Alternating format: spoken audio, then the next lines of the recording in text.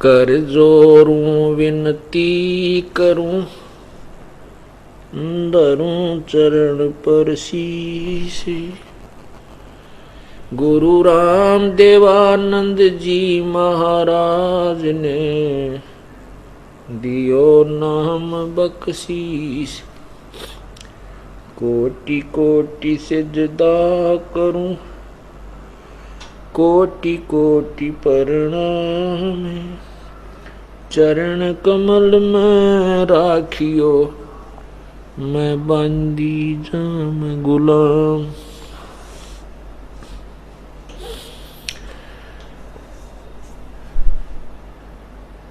जय इब के सतगुरु मिले, सब दुख आँखों रो। चरणों ऊपर शीस धरूं, कहूं जो कहनी हो। गुरु जी तुम ना भूलियो, चाहे लाख लोग मिल जाएं, हमसे तुमको बहुत है, तुमसे हमको नहीं। तुम्हारे विसारे क्या बने, मैं किसकी शरण में जाऊं। शिव विरंच मुनि नारदा, तिनके हृदय न समाऊं।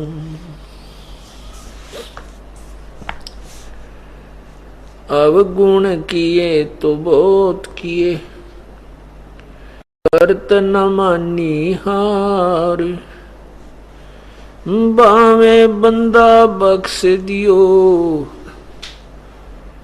बावे गर्दन उतार। अवगुण मेरे बाप जी, बख्शो गरीब नवाजे। जो मैं पूत कपूत हूँ, बहुर पिता को लाजे। मैं अपराधी जन्म का, नक्सक भरे विकार। तुम दाता दुख भंजना, मेरी करो संभार। कुत्ता तेरे दरबार का, मोतिया मेरा नाम। गले प्रेम की जेवड़ी, जहाँ खेचो वहाँ जाऊं मैं। तो करो तो बावड़ू, दूर दूर करो तो जाऊं। ज्यों राखो त्यों ही रहूं, जो देवो सो खाऊं। बंदे तू कर बंदगी, जे चावे दीदारे। अवसर मानुष जन्म का, भाई मिले न बारंबार। मानुष जन्म पाके, जो नहीं रटे हरि नाम। जैसे कुआ जल बिना फिर बनवाया क्या काम।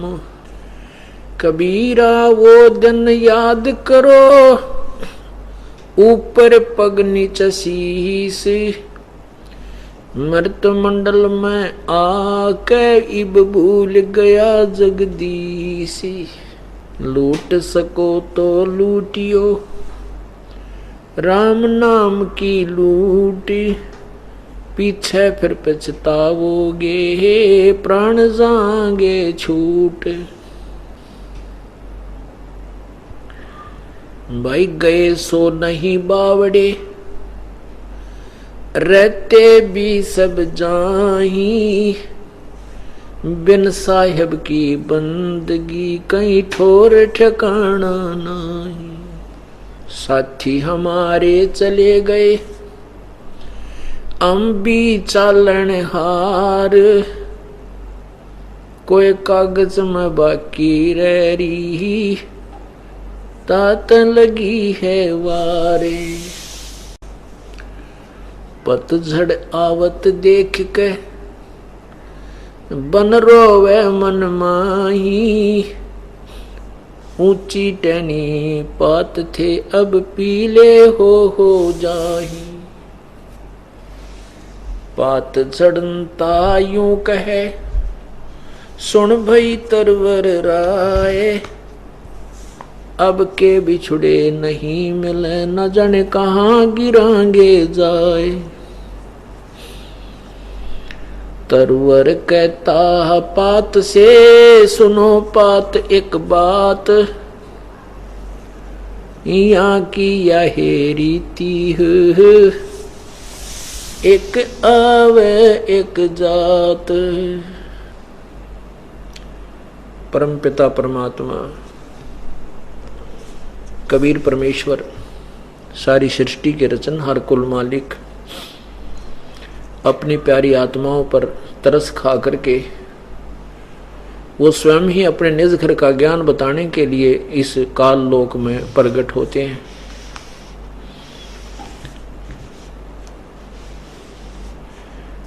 जब वो परमात्मा आते हैं तब तक काल भगवान ने, यहाँ के मालिक ने, ब्रह्मा विष्णु महेश के पिता ने पूरे विश्व को अज्ञान से ओत प्रोत कर रखा होता है।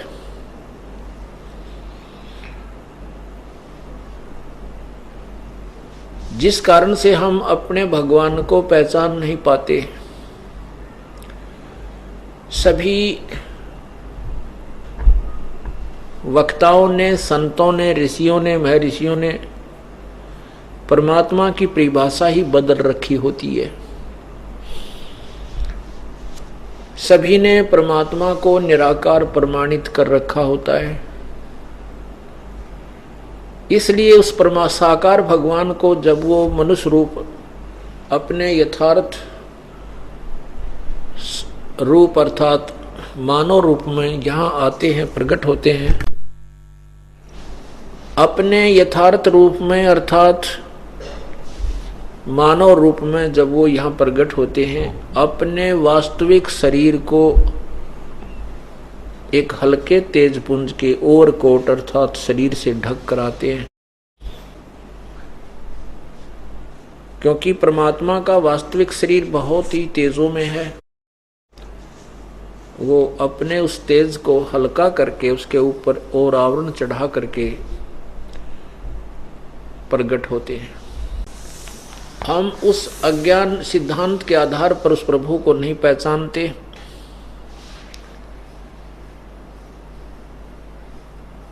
वो परमात्मा आकर के हमें तत्व ज्ञान समझाता है। आज सत्संग में आपने पूर्व के सत्संग में सुना कि कोटि जन्म तो भरमत होगे कुछ ना हाथ लग्या रे, कुकर सुकर खरबा बोरे कौआ हंस बुगारे। कोटि जन्म तू राजा के ना मिटी न मन की आशा, भिक्षुक होके दर दर घूम्या ये मिला ना निर्गुण रासा। इंद्र कुबेर इसकी पदवी ब्रह्मा वरुण दुर्मराया, विष्णुनाथ के पुर को जाकर तू फिर भी वापिस आया। असंग जन्म तन मरत्या होगे जीवित क्यों ना मरे रे, द्वादश मध्य महल मठ बोरे बहुर न दे धरे रे। दोजक भीष्ट सभी ते देखे राजपाट के रसिया, और तीन लोक से तरपत नाही ये मन भोगी खसिया। सतगुरु मिले तो इच्छा मेटे पद मिल पदे समाना, और चल हंसा उस लोक पठाऊं जो आधी अमर अस्थाना। चार मुक्ति जहाँ चंपी करती माया होरी दासी, दास गरीब अभय पद पर से वो मिले राम अविनाशी।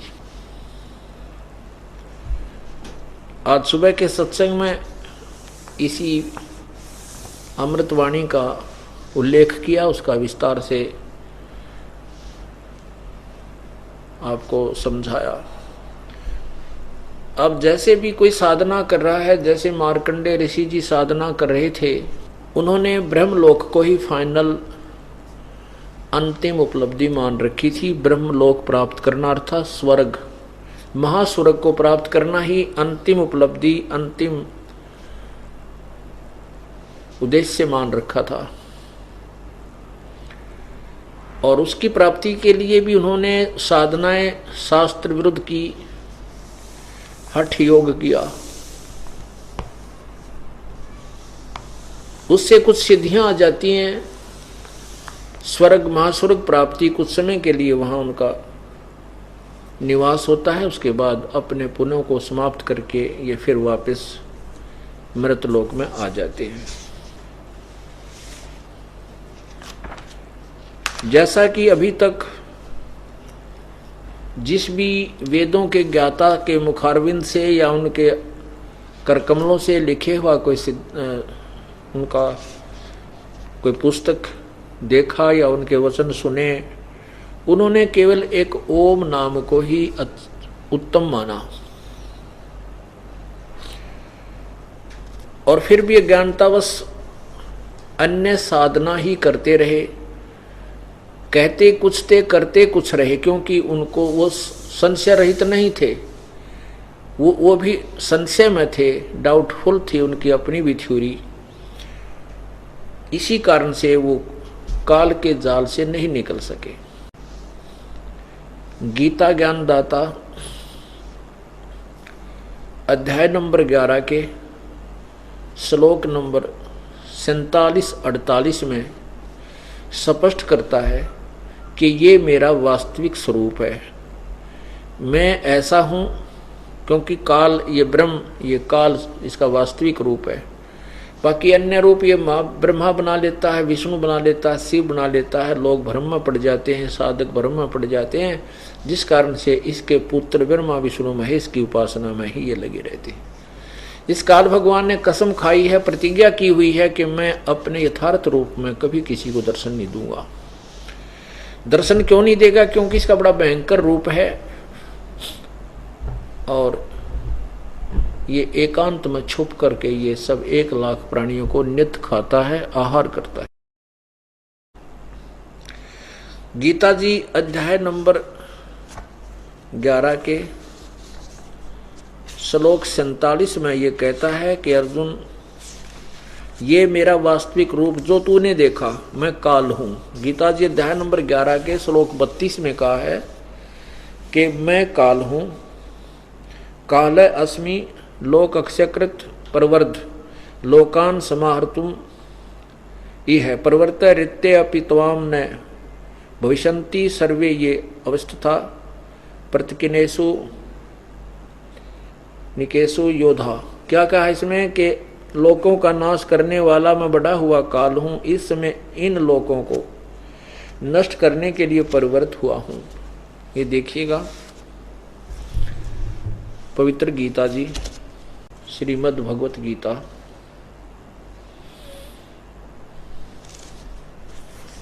अध्याय नंबर 11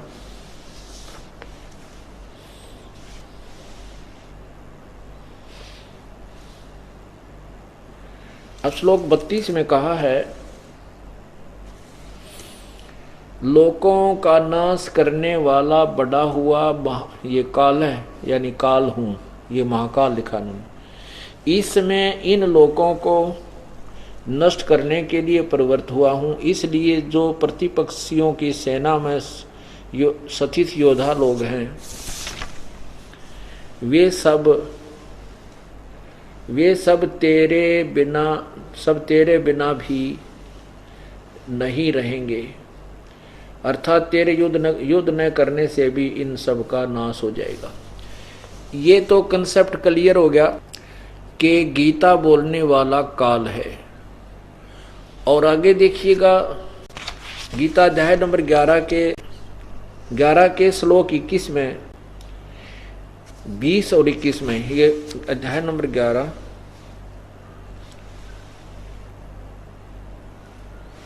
और 20 में क्या कहा है कि हे महात्मन, अर्जुन कह रहा है हे महात्मन, यह स्वर्ग और पृथ्वी के बीच का संपूर्ण आकाश तथा सब दिशाएं एक आपसे ही परिपूर्ण हैं तथा आपके इस अलौकिक और भयंकर रूप को देखकर तीनों लोग अति व्यथा को प्राप्त हो रहे हैं, अर्थात बड़े दुखी हो रहे हैं। अब 21 में क्या कहा, वे ही देवताओं के समूह आप में प्रवेश करते हैं, अर्थात आप इन देवताओं को भी खा रहे हो, और कुछ भयभीत होकर हाथ जोड़कर आपके नाम और गुणों का उच्चारण करते हैं तथा महर्षि और सिद्धों के समुदाय कल्याण हो ऐसा कहकर उत्तम उत्तम स्तोत्रों द्वारा आपकी स्तुति करते हैं।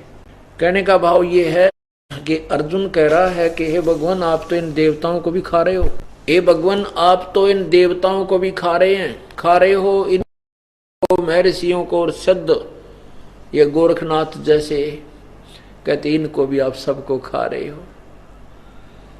इसके उत्तर में 11वें अध्याय के 32वें श्लोक में गीता ज्ञान दाता ने कहा है कि मैं काल हूं, सबको खाने के लिए आया हूं, इन सबको नष्ट करने के लिए मैं प्रवृत्त हुआ हूं। फिर ये कहता है कि अर्जुन, ये जो तूने मेरा रूप देखा,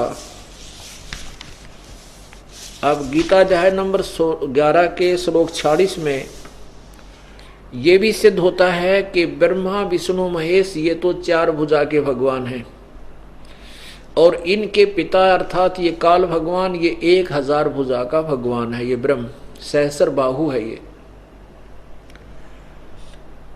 गीता अध्याय नंबर 11 के देखिए श्लोक 46 में कि अर्जुन कह रहा है, 11 श्लोक 46, मैं वैसे ही आपको मुकुट धारण किए हुए,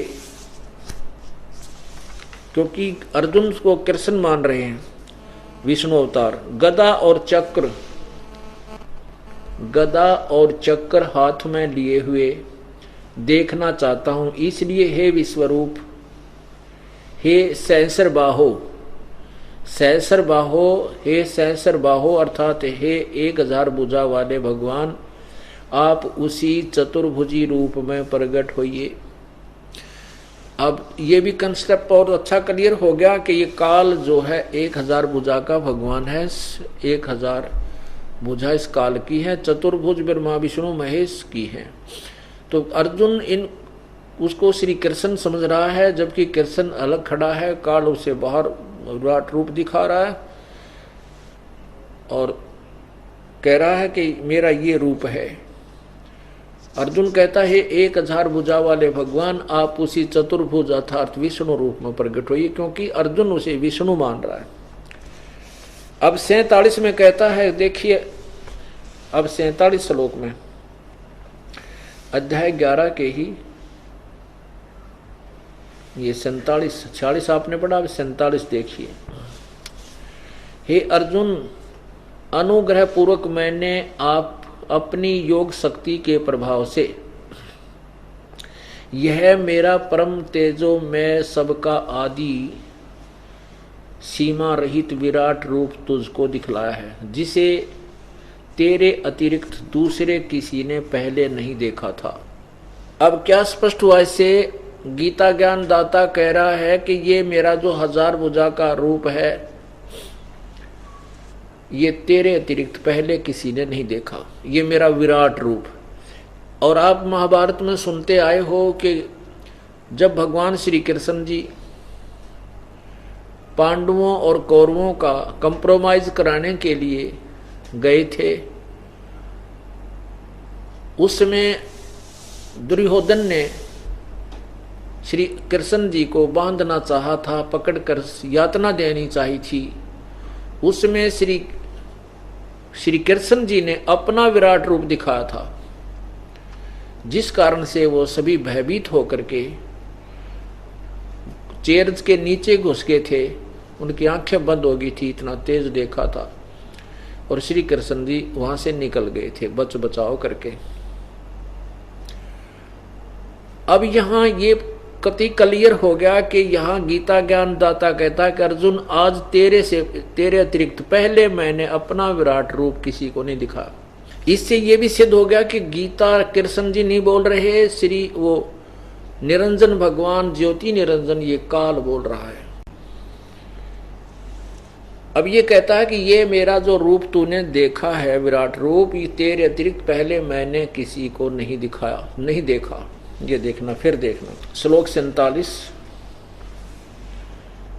हे अर्जुन, अनुग्रह पूर्वक मैंने अपनी योग शक्ति के प्रभाव से यह मेरा परम तेजो में सबका आदि और सीमा रहित विराट रूप तुझको दिखलाया है, जिसे तेरे अतिरिक्त दूसरे किसी ने पहले नहीं देखा था। अब 48 में देखें। अब देखना आपने कि अभी आपको बताया कि कौरव पांडवों के कंप्रोमाइज कराने के लिए भगवान श्री कृष्ण गए, उन्होंने अपना विराट रूप पहले दिखा दिया था। यदि यहाँ श्री कृष्ण बोल रहे हो तो ये शब्द प्रयोग नहीं करते कि तेरे अतिरिक्त पहले मैंने किसी को नहीं ये दिखाया, अर्थात तेरे अतिरिक्त पहले किसी ने मेरा विराट रूप नहीं देखा, क्योंकि श्री कृष्ण जी अपना विराट रूप कौरवों की सभा में दिखा चुके थे। अब 48 में स्पष्ट करते हैं, ये 11 का अध्याय नंबर 11 श्लोक 48। इसमें कहा कि हे अर्जुन, मनुष्य लोक में इस प्रकार विश्व रूप वाला मैं न तो वेदों और यज्ञों के अध्ययन से, न दान से, और न क्रियाओं से, और न उग्र तपों से तेरे अतिरिक्त किसी दूसरे द्वारा देखा जा सकता हूं। जो रूप मैंने तुझे दिखाया है, इसके अतिरिक्त, तेरे अतिरिक्त ये मेरा वास्तविक स्वरूप अर्थात ब्रह्म प्राप्ति न तो वेदों से, न यज्ञों से, और न तप से, और न किसी क्रिया से, कहते मेरे इस वास्तविक स्वरूप का कोई भी दर्शन नहीं कर सकता, मेरी प्राप्ति नहीं हो सकती। इति सिद्धम के वेदों में वर्णित विधि से, और जो ये अपनी मर्जी से उग्र तप करते हैं, घोर तप करते हैं, उनसे, जैसे मार्कंडेय ऋषि जी घोर तप कर रहे थे, चुनक ऋषि जी घोर तप कर रहे थे, कपिल मुनि जी घोर तप कर रहे थे, जिन्होंने सगड़ राजा के 60,000 पुत्रों को नष्ट कर दिया अपनी सिद्धि शक्ति से। चुनक ऋषि जी घोर तप किया करते थे, उन्होंने मानधाता चक्रवर्ती राजा की 72 करोड़ सेना का नाश कर दिया था अपनी शब्द शक्ति से, अपनी सिद्धि शक्ति से। तो यहां ये बताना चाहता है ये दास कि वेदों में वर्णित विधि से प्रभु प्राप्ति नहीं है, ये स्पष्ट किया गीता ज्ञान दाता ने 11वें अध्याय के 47वें श्लोक में। अब देखिए 9वें अध्याय के 20 से, ये देखिएगा अध्याय नंबर 9, अध्याय नंबर 9 और श्लोक नंबर 20। इसमें लिखा है कि तीनों वेदों में विधान किए हुए सकाम कर्म करने वाले, सोमरस को पीने वाले, पाप रहित पुरुष मुझको यज्ञों के द्वारा पूजकर स्वर्ग की प्राप्ति चाहते हैं। वे पुरुष अपने पुण्यों के फल रूप स्वर्ग लोक को प्राप्त होकर स्वर्ग में दिव्य देवताओं के भोगों को भोगते हैं। आगे देखना 21 में, 9 के 21 में, वे उस विशाल स्वर्ग को भोगकर पुण्य क्षीण होने पर मृत्यु लोक को प्राप्त होते हैं। इस प्रकार स्वर्ग के साधन स्वरूप तीनों वेदों में कहे त्रिय धर्मम, तीनों वेदों में कहे हुए सकाम कर्म का आश्रय लेने वाले और भोगों की कामना करने वाले पुरुष बार बार आवागमन को प्राप्त होते हैं, अर्थात पुण्यों के प्रभाव से स्वर्ग जाते हैं और अक्षीण होने पर, पुण्य क्षीण होने पर मृत्यु लोक में आते हैं। अब ये काल भगवान क्या कह रहा है कि वेदों में वर्णित विधि से स्वर्ग, महास्वर्ग आधि की प्राप्ति होती है और वहां देवताओं के ही भोगों, देवताओं के पदवी को प्राप्त करके, दिव्य देवताओं की पदवी प्राप्त करके ये वापस आवागमन अर्थात जन्म मृत्यु के अंदर ही रहते हैं। अब दूसरा प्रमाण ये देते हैं कि मेरे अतिरिक्त यदि कोई अन्य की पूजा करता है, अन्य देवताओं की, तो उनको वो अविधि पूर्वक है। अब देखना 22 में क्या कहा है, अध्याय नंबर 9 के और मंत्र नंबर 22 में का, जो अनन्य प्रेमी भक्तजन मुझ परमेश्वर को निरंतर चिंतन करते हुए निष्काम भाव से बजते हैं, उन नित्य निरंतर मेरा चिंतन करने वाले पुरुषों का योग अक्षेम मैं स्वयं प्राप्त करता हूँ। वाहमी माने वहन करता हूँ। क्या कहता है कि जो परमात्मा प्राप्ति का प्रयत्न कर रहे हैं, क्योंकि परमात्मा प्राप्ति का प्रयत्न चेष्टा वही व्यक्ति करते हैं, वही साधक करते हैं जो पहले किसी जन्म में परमात्मा की साधना कर रहे होते हैं, उनके अंदर आज भी कसक है। तो उनके योग अक्षेम की उस भक्ति की रक्षा, जैसे कोई आपत्ति भगत पर आती है तो कुछ ये स्वयं भी उनका जो है सहयोग देते हैं, रक्षा करते हैं। तो यहाँ ये कहने का तात्पर्य कि उनकी मैं रक्षा करता हूं। आगे देखना, अब 23 में कहा कि हे अर्जुन, ये अध्याय नंबर 9 का, अध्याय नंबर 9 का श्लोक 23 में कहा कि हे अर्जुन, यद्यपि श्रद्धा से युक्त जो सकाम भक्त, जो भक्त, सकाम शब्द नहीं है इसके साथ, ये माने जो भक्त दूसरे देवताओं को पूजते हैं, देवताओं को पूजते हैं, वे भी मुझको ही पूजते हैं, किंतु उनका वह पूजन अविधि पूर्वकम, अविधि पूर्वक अर्थात अज्ञान पूर्वक है। यहां क्या कहा है कि हे अर्जुन, जो श्रद्धालु श्रद्धा से युक्त होकर अन्य देवताओं की पूजा करते हैं, वो परमात्मा प्राप्ति ही समझकर प्राप्ति के लिए ही प्रयत्न कर रहे हैं। वो क्या कहा कि वो मुझे ही भज रहे हैं, मुझे ही भजते हैं। दूसरे देवताओं की जो पूजा करते हैं वो मुझे ही पूजते हैं, क्योंकि वो परमात्मा प्राप्ति ही के लिए प्रयत्न कर रहे हैं अन्य देवताओं की पूजा करके, जो कि नहीं हो सकती। इसलिए कहा कि वो मुझे ही पूजते हैं, परंतु उनका अन्य देवताओं की पूजा करके परमात्मा प्राप्ति का प्रयत्न अविधि पूर्वक अर्थात शास्त्र विधि त्याग कर शास्त्र विरुद्ध है, मनमानी पूजा है। अब आगे देखना, अध्याय नंबर 9 के ही और श्लोक नंबर 24 में कहा है, क्योंकि संपूर्ण यज्ञों का भोक्ता और स्वामी मैं हूं, मैं ही हूं।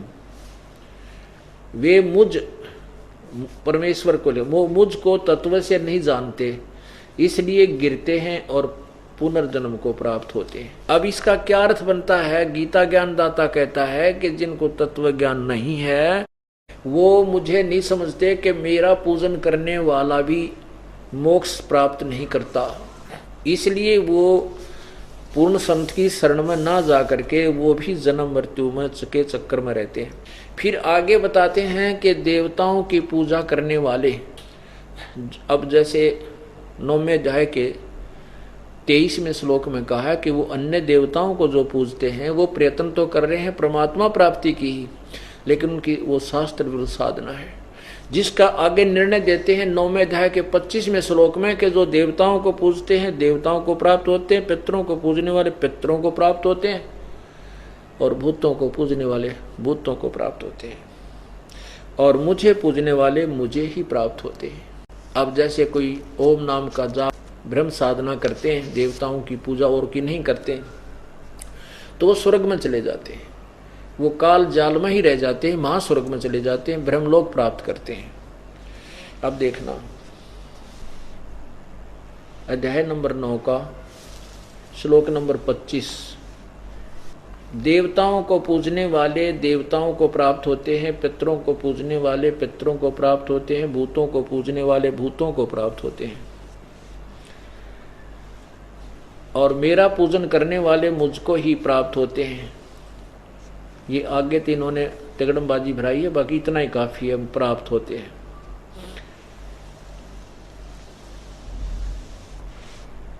अब इससे क्या बात स्पष्ट हुई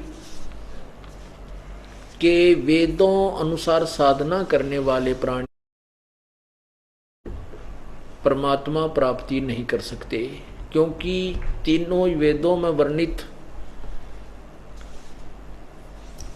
क्योंकि चौथा वेद जो अथर्ववेद है वो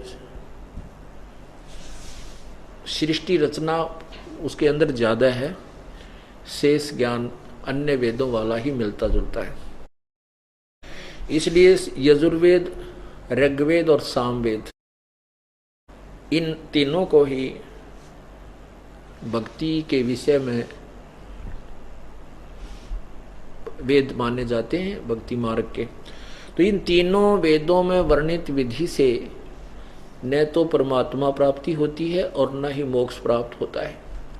केवल स्वर्ग महास्वर्ग प्राप्ति होती है, अपने पुण्यों को स्वर्ग महास्वर्ग में समाप्त करके देवताओं की पदवी प्राप्त करके फिर 84 लाख योनियों में हम पहुंच जाते हैं।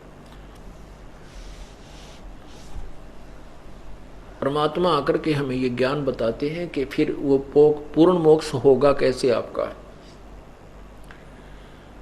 उसके लिए वो स्वयं प्रकट होते हैं और पूर्ण मोक्ष मार्ग को अपने साधारण भाषा में, सिंपल लैंग्वेज में, कबीर वाणी में, कबीर ग्रह, कबीर वाणी में उच्चारण करके बोल बोल के सुनाते हैं। जब वो परमात्मा यहाँ आते हैं तो हम उनको एक कवि मान लेते हैं, क्योंकि हम परमात्मा की रॉन्ग डेफिनेशन से बहुत ज़्यादा प्रभावित होते हैं।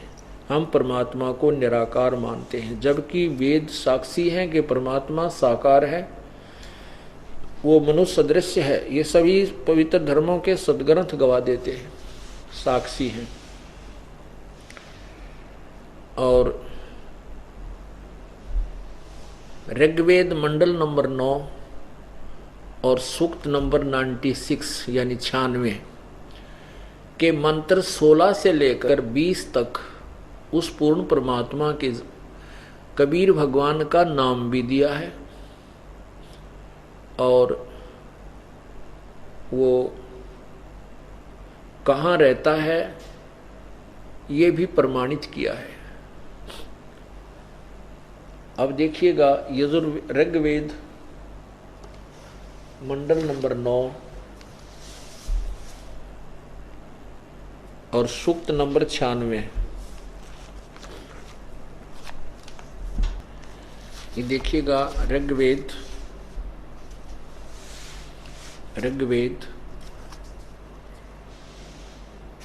मंडल नंबर 9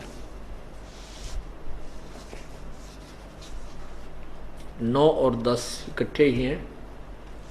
इस पे मोहर लगाई है महर्षि दानंद सरस्वती। और ये कहाँ से छपे हैं ये देखिएगा। प्रकाशक हैं सार्वदेशिक आर्य प्रतिनिधि सभा, महर्षि दानंद भवन, रामलीला मैदान, नई दिल्ली 2, फोन नंबर इतने इतने। और कहाँ से? ऋग्वेद आर्य भाषा भाष्य महर्षि दानंद सरस्वती कृत। ये कहते हैं दानंद जी द्वारा की गया है, क्योंकि इसके नाम से ये व्यक्य गणे थे।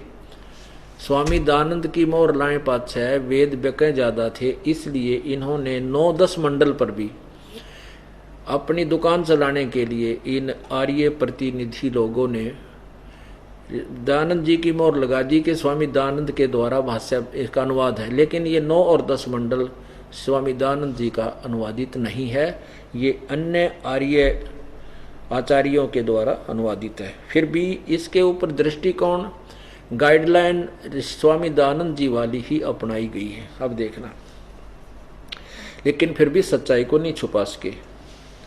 ये कहाँ से छपे हैं? मुद्रक हैं Prince offset printers, 1510 Pataudi house, Daryaganj, नई दिल्ली। फोन इतना इतना। अब इसमें ये क्या बता रहे हैं देखिएगा, ये है ऋग्वेद मंडल नंबर 9 सूक्त 96 और इसका प्रथम ही ये मंत्र है, 16 मंत्र। 16 में क्या कहा इन्हीं के द्वारा सुनिएगा, इन्हीं के शब्दों में पढ़िएगा पहले, फिर हम विचार करेंगे। कोई बालक नहीं, आज हम सभी अक्सर ज्ञान युक्त हैं। और संस्कृत और हिंदी ये देवनागरी लिपि है, आसानी से हम समझ सकते हैं और शब्दकोश हमारे पास है। देखना ऋग्वेद मंडल नंबर 9 सूक्त 96 का मंत्र 16, इसमें क्या कहा इन्हीं के शब्दों में इन्होंने अनुवाद किया है। हे परमात्मना, सर्वोपरि रहस्य श्रेष्ठ, ये नाम शब्द है संस्कृत में, नाम, यहाँ भी देखो ये नाम, ये संस्कृत है, सवायुध है, सब आयुध है, सूत्र भी पूयमान है, अर्थ गुह्यम चारु नाम, अभर्ष गुह्यम चारु नाम, अभिवाजम सप्तरीव सर्वास्यम भी वायु भी गा देव सोम। इसका क्या अर्थ किया इन्होंने कि हे परमात्मन, सर्वोपरि रहस्य श्रेष्ठ, जो नाम का अर्थ नाम, जो तुम्हारी संज्ञा है, अर्थात इसका भावार्थ ये समझो कि हे परमात्मन, आपका सर्वश्रेष्ठ जो नाम, चारों माने श्रेष्ठ नाम है, जो आपका सर्वोपरि रहस्य में, सर्वोपरि रहस्य युक्त श्रेष्ठ जो नाम का अर्थ नाम ही लिख दें, जो आपका सर्वश्रेष्ठ जो गुप्त नाम है, रहस्य युक्त नाम है, आप उसका ज्ञान कराएं।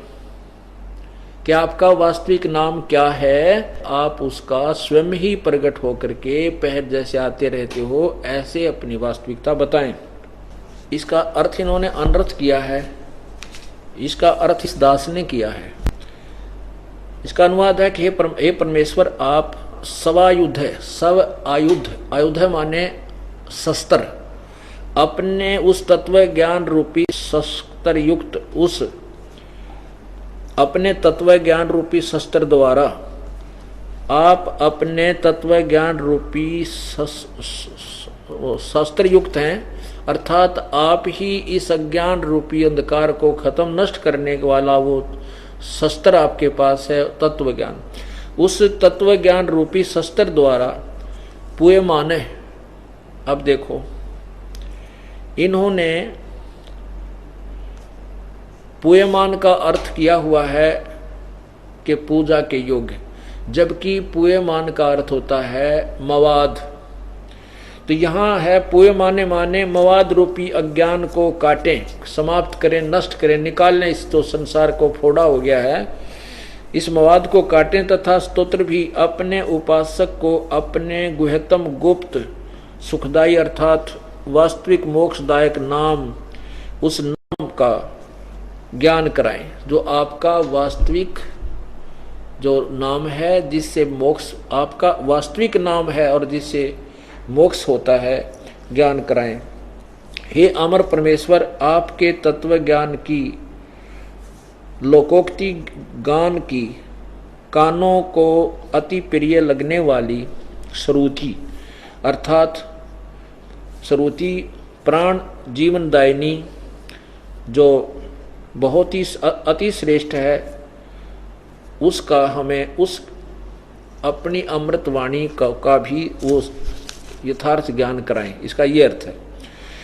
अब ये 16वें मंत्र में ये कहा है कि आप अपने उस यथार्थ नाम का ज्ञान कराएं। आपका जो वास्तविक नाम है, जो गुप्त रहस्यमय नाम है, कि आपका कोई कुछ नाम बताता है, कोई कुछ बताता है, आपका वास्तविक नाम क्या है। तो इसमें स्पष्ट किया है कि वो कबीर नाम है उस परमात्मा का, कबीर। हम उसको कबीर बोल देते हैं, कबीर। ये देखना अध्याय ऋग्वेद मंडल नंबर 9 और सूक्त 96 यानी 96 ये देखना, ये 16वां आपने देखा। ये खुद कहते हैं परमात्मन सर्वोपरि रहस्य, सर्वोपरि रहस्य श्रेष्ठ नाम जो आपकी संज्ञा। यह लिखना है चाहिए कि जो आपका श्रेष्ठ नाम माने नाम, नाम है, आप उसका ज्ञान कराएं, बस दैट्स ऑल। इसमें उलझाने की आवश्यकता ही नहीं है, सीधा सार्थ बनता है कि आपका जो रहस्यमय गुप्त वो सबसे श्रेष्ठ नाम है उसका ज्ञान कराएं। अब 17वें में वो ज्ञान कराया जा रहा है, देखना इन्हीं के द्वारा अनुवादित। शिशुम जज्ञानम। अब शिशुम, जब परमात्मा प्रकट होता है शिशु रूप धारण करता है, और वो शिशु रूप धारण करता है तो उसमें कुंवारी गायें उसका पालन पोषण करती हैं। ये देखना, अब ये क्योंकि उसी परमात्मा के विषय में ये सब चर्चा चल रही है। ये देखो ऋग्वेद मंडल नंबर 9 और सूक्त नंबर 1 और मंत्र नंबर ये 9 है, ये 9। इसमें क्या लिखा है कि इमम, अभी इमम, ये है उस, इमम माने उस, सोम माने सोम स्वभाव वाले, सोम माने परमात्मा लिखना था, सोमम, सोमम माने परमेश्वर, क्योंकि सोम माने सैकड़ों जगह इन्होंने लिखा है सोम माने परमात्मा, सोम माने परमात्मा। तो यहां उसी सोम की तरफ है। ये देखो अध्याय मंडल नंबर 9 के सूक्त 12 के और मंत्र नंबर 3 में इन्होंने अपने कर कमलों से सोम, आनंद का देने वाला सोम स्वभाव परमात्मा, यानी सोम माने परमात्मा। तो यहां हम ये देखो 12 के, यही 12 के 9 के मंत्र 12 सूक्त 12 में और मंत्र 8 में स्पष्ट किया है। 8 में ये 11 का है, 12 आगे शुरू होता है। 11 के 8 में स्पष्ट किया है सोम माने हे परमात्मन, सोम माने हे परमात्मन। तो हम यहां सोम माने इन्होंने सोम स्वभाव वाले फलान दकड़ कर, हम इसको सीधा लेते हैं कि उस, ये देखो इमम माने इस, उस, सोम माने परमात्मा के, परमात्मा को, पुरुष को, श्रद्धालु पुरुष को या परमात्मा को। शिशुम,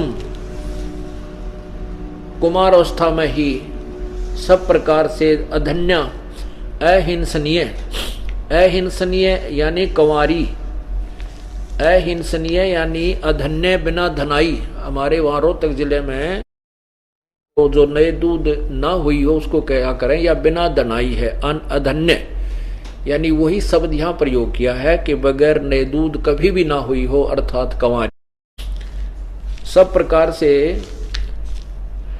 अधन्य, अधन्य ऐसे अहिंसनीय, यानी इन्होंने लिखना उल्ट पटांग इसलिए जरूर था कि उलझाना चाहते थे। धेन्व माने गायें, यहां हम सीधा लिख दें कि वो कंवारी गायों, गायों उसे तृप्त करती हैं।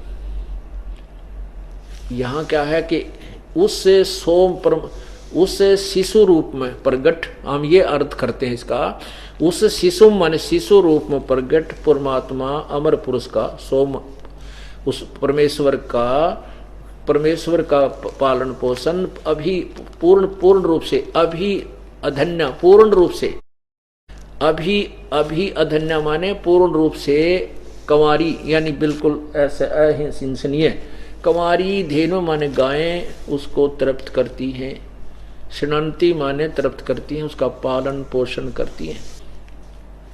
अब इसी से आगे चला है कि वो जो परमात्मा शिशु रूप में प्रकट होता है और फिर वो बड़ा होता है तो अपने ज्ञान को स्वयं ही प्रकट करता है।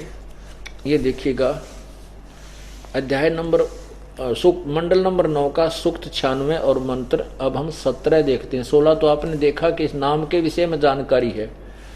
अब 17 में इसमें कहा कि शिशुम जगानम जगानम हरियंतम मर्जंती शुभंती वहीन मरुतो गणेन। कबीर, ये देखो ये कबीर ऊपर रह है गय के ऊपर गिर, और ये रह है भय के ऊपर ई की मात्रा के ऊपर अर्ध रह। तो यहां कबीर गिर भी, कावेना कबीर, ये अपसर्ग जो लगे हैं इसको हम कबीर भी बोल सकते हैं। कबीर जैसे पुनर, तो ये कबीर संत सोम पवित्र अत्यति रेभन, यहां देखना है क्या अर्थ किया है। शिशुम, उस परमात्मा को जो सदा प्रगट है, ज्ञानम जो सदा प्रगट है, तो जो अत्यंत कमनीय है उसको उपासक लोग बुद्धि विषय करते हैं, उसकी स्तुति द्वारा उसके गुणों का वर्णन करते हैं, और विद्वान लोग उस गतिशील परमात्मा का गुणों के गणों द्वारा वर्णन करते हैं। और वह कवि लोग गिर भी, ये इन्होंने इसको दो भाग कर दिए, कबीर गिर भी। अब यू र ऊपर है, इसकी दो अलंत लगा दिए यहाँ पर, कबीर और गिर भी। यहाँ कवि लोग, अब इसको हम लिखते हैं कबीर, यहाँ केवल कबीर लिख लें, कबीर वाणी द्वारा, गिर भी माने वाणी, कबीर गिर भी कबीर वाणी द्वारा, और काव्यन कविता से उसकी स्तुति करते हैं। सोम स्वरूप यानी परमात्मा, वो अमर परमात्मा, पवित्र वह परमात्मा कारण अवस्था में अति सूक्ष्म प्रकृति को गरजता हुआ अतिक्रमण करता है। इन्होंने तो गुड़ का गोबर करण का ठेका ले रखा था। इसका सीधा सार्थ बनता है कि वो जो परमात्मा शिशु रूप में प्रकट होता है, जब वो बड़ा हो जाता है तो अपनी महिमा को वो कबीर परमात्मा, कबीर वाणी, कबीर गिरभी, कबीर वाणी। और जैसे अब ये यजुर्वेद है, पुण्यात्माओं, आज जो ये ज्ञान चला तत्व ज्ञान, ये कोई बालक बुकाने वाला नहीं है, और ना ही अब कोई इस बहकावे में आ सकेगा, क्योंकि हम पहले इतने भ्रमित हो चुके हैं कि आंखों देखे बिना हम किसी बात को स्वीकार नहीं कर सकते। अब जैसे इन्होंने कवि रे हटा दिया, कबीर गिरभी के दो पार्ट कर दिए, कवि का आगे दो अपसर्ग लगा दिए, कोई बात नहीं।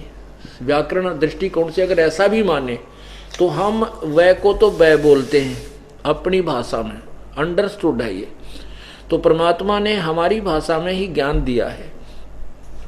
अब जैसे ये यजुर्वेद है, ये देखिएगा, ये यजुर्वेद है।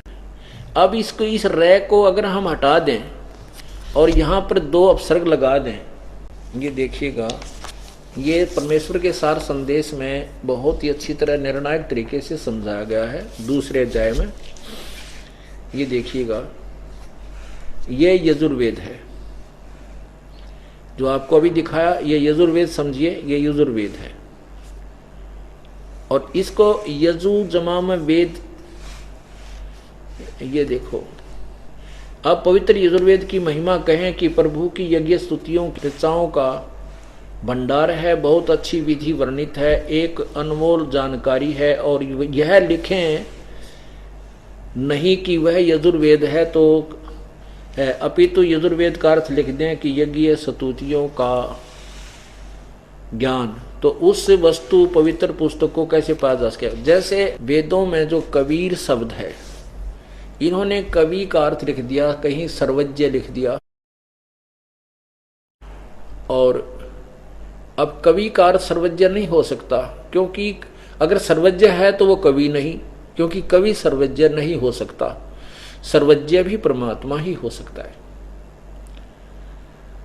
अब मान लीजिए यजुर्वेद की महिमा कहीं लिखी हो संस्कृत में, और उसको जहां लिखा हो कि वह जो मैं ज्ञान सुना रहा हूं वो महिमा यजुर्वेद में है, और यजुर्वेद ये लिखे नहीं कि वो यजुर्वेद है जिसके विषय में मैं जानकारी दे रहा हूं, और ये लिख दे यज्ञ स्तुतियों का स्रोत, बस, तो वो यज्ञ सतयुतियों का स्रोत लिखने में से उस पुस्तक को प्राप्त नहीं कर सकते हम यजुर्वेद को। ये लिखना पड़े, जहां यजु लिखा है, यजु और 2 अपसर्ग लगी हैं यजुर, तो भी लिखना पड़ेगा स यजुर्वेद है।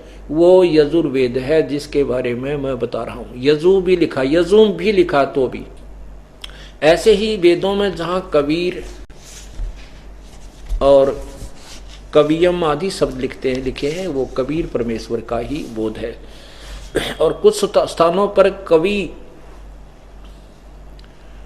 कवियम वो कविताओं के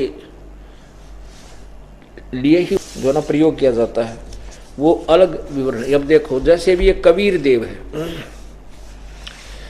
अब ये यजुर्वेद है, यजुर्वेद तो भी यही पवित्र पुस्तक यजुर्वेद का ही बोध है। ठीक इसी प्रकार चारों पवित्र वेदों में लिखा है कि वह कबीर देव, कबीर परमेश्वर है जो सर्वशक्तिमान, जगत पिता, जगत गुरु, सर्वसृष्टि रचनहार, कुल मालिक तथा पाप विनाशक व कारागार से छुटाने वाला बंदी छोड़ है।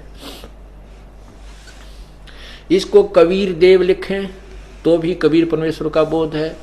इसको कवि प्लस में देव लिखें, कबीर देव, ये कबीर प्लस देव लिखें तो भी कबीर परमेश्वर का अर्थात कबीर प्रभु का ही बोध है।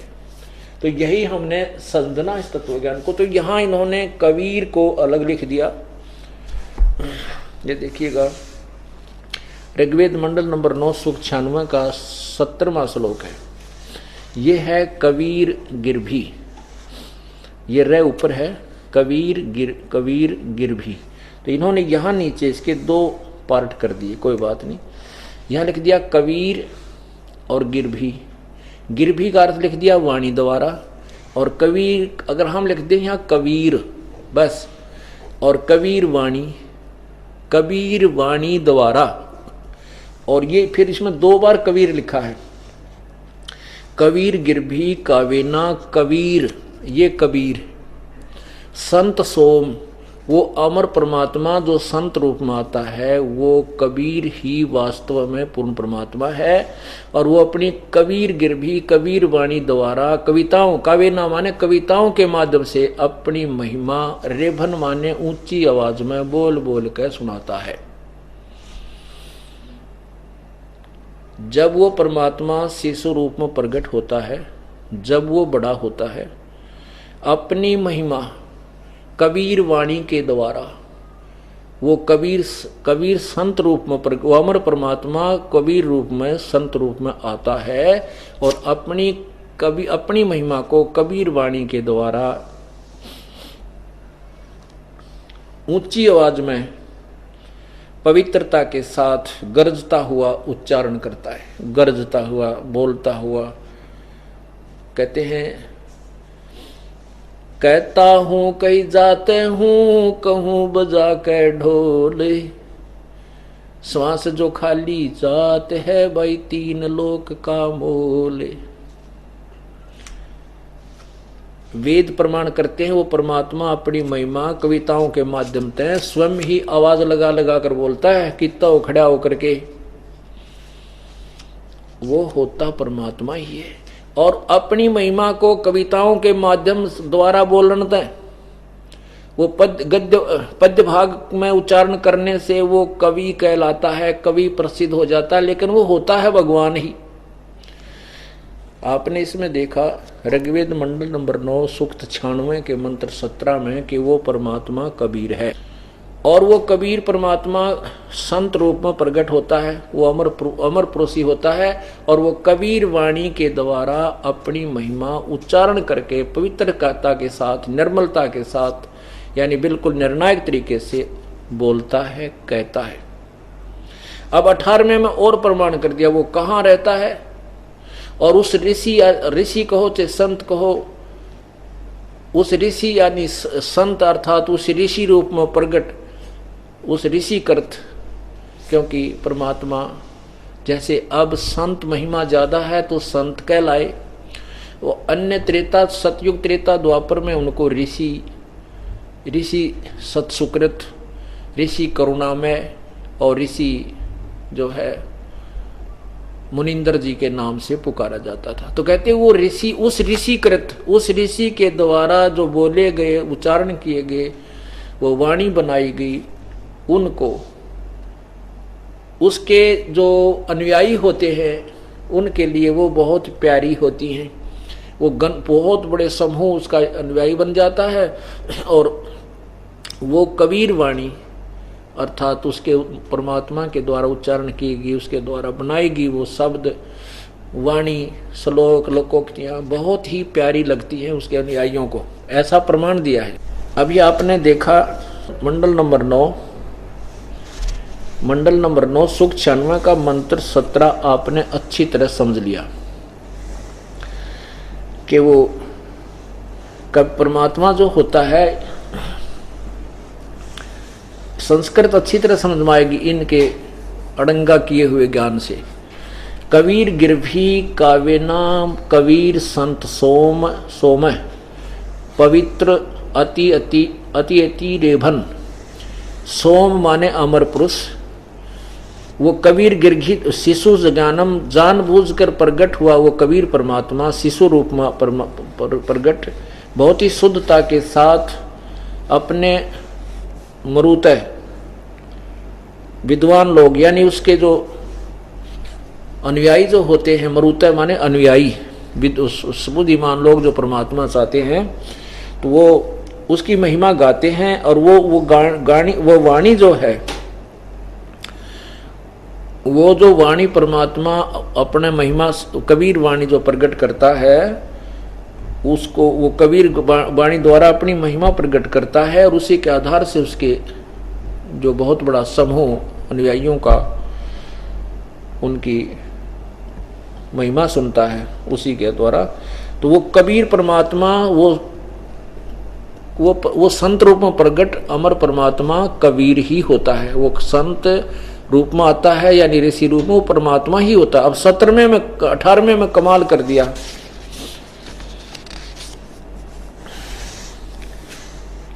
ये देखिएगा अध्याय सूक्त मंडल नंबर 9 का सूक्त 96 मंत्र 18। ये है ऋषि मना।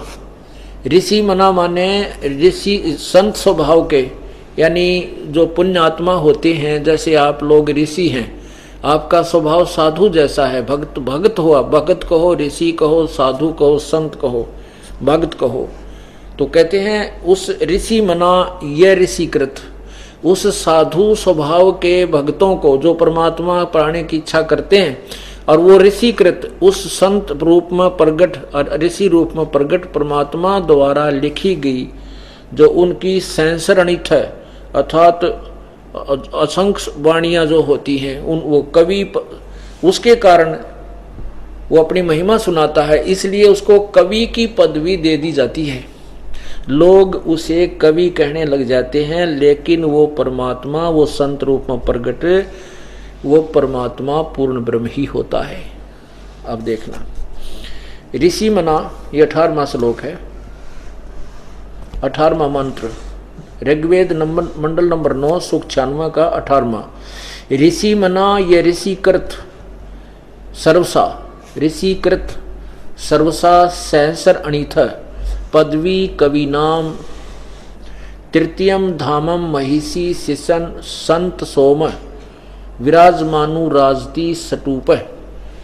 अब देखो इसका अनुवाद इन्होंने कहा है कि सोम, बिल्कुल ठीक है। सोम माने सोम स्वरूप परमात्मा, अमर रूप परमात्मा, जिसके बारे में 17वें श्लोक मंत्र में कहा गया है वो सोम स्वरूप अर्थात अमर परमात्मा पालन की इच्छा करता हुआ महिष से जो महान वह परमात्मा तृतीयम धाम देवान और पितरान जैसा ही न ज्ञान है, लेकिन ये तृतीयम धाम देखें हम, तृतीयम धाम से पृथक तीसरा जो मुक्ति धाम है उसमें विराजमान है। इन्होंने तो उठपटांग करना ही था।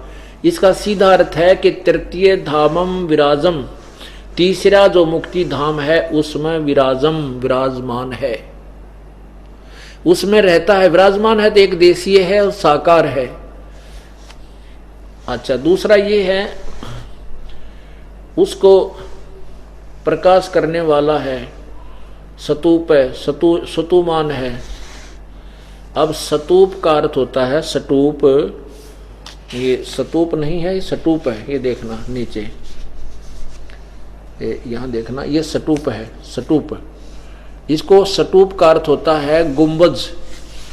सटूप माने गुंबद होता है, ये गोल आकार का गुंबद, मंदिर नुमाना।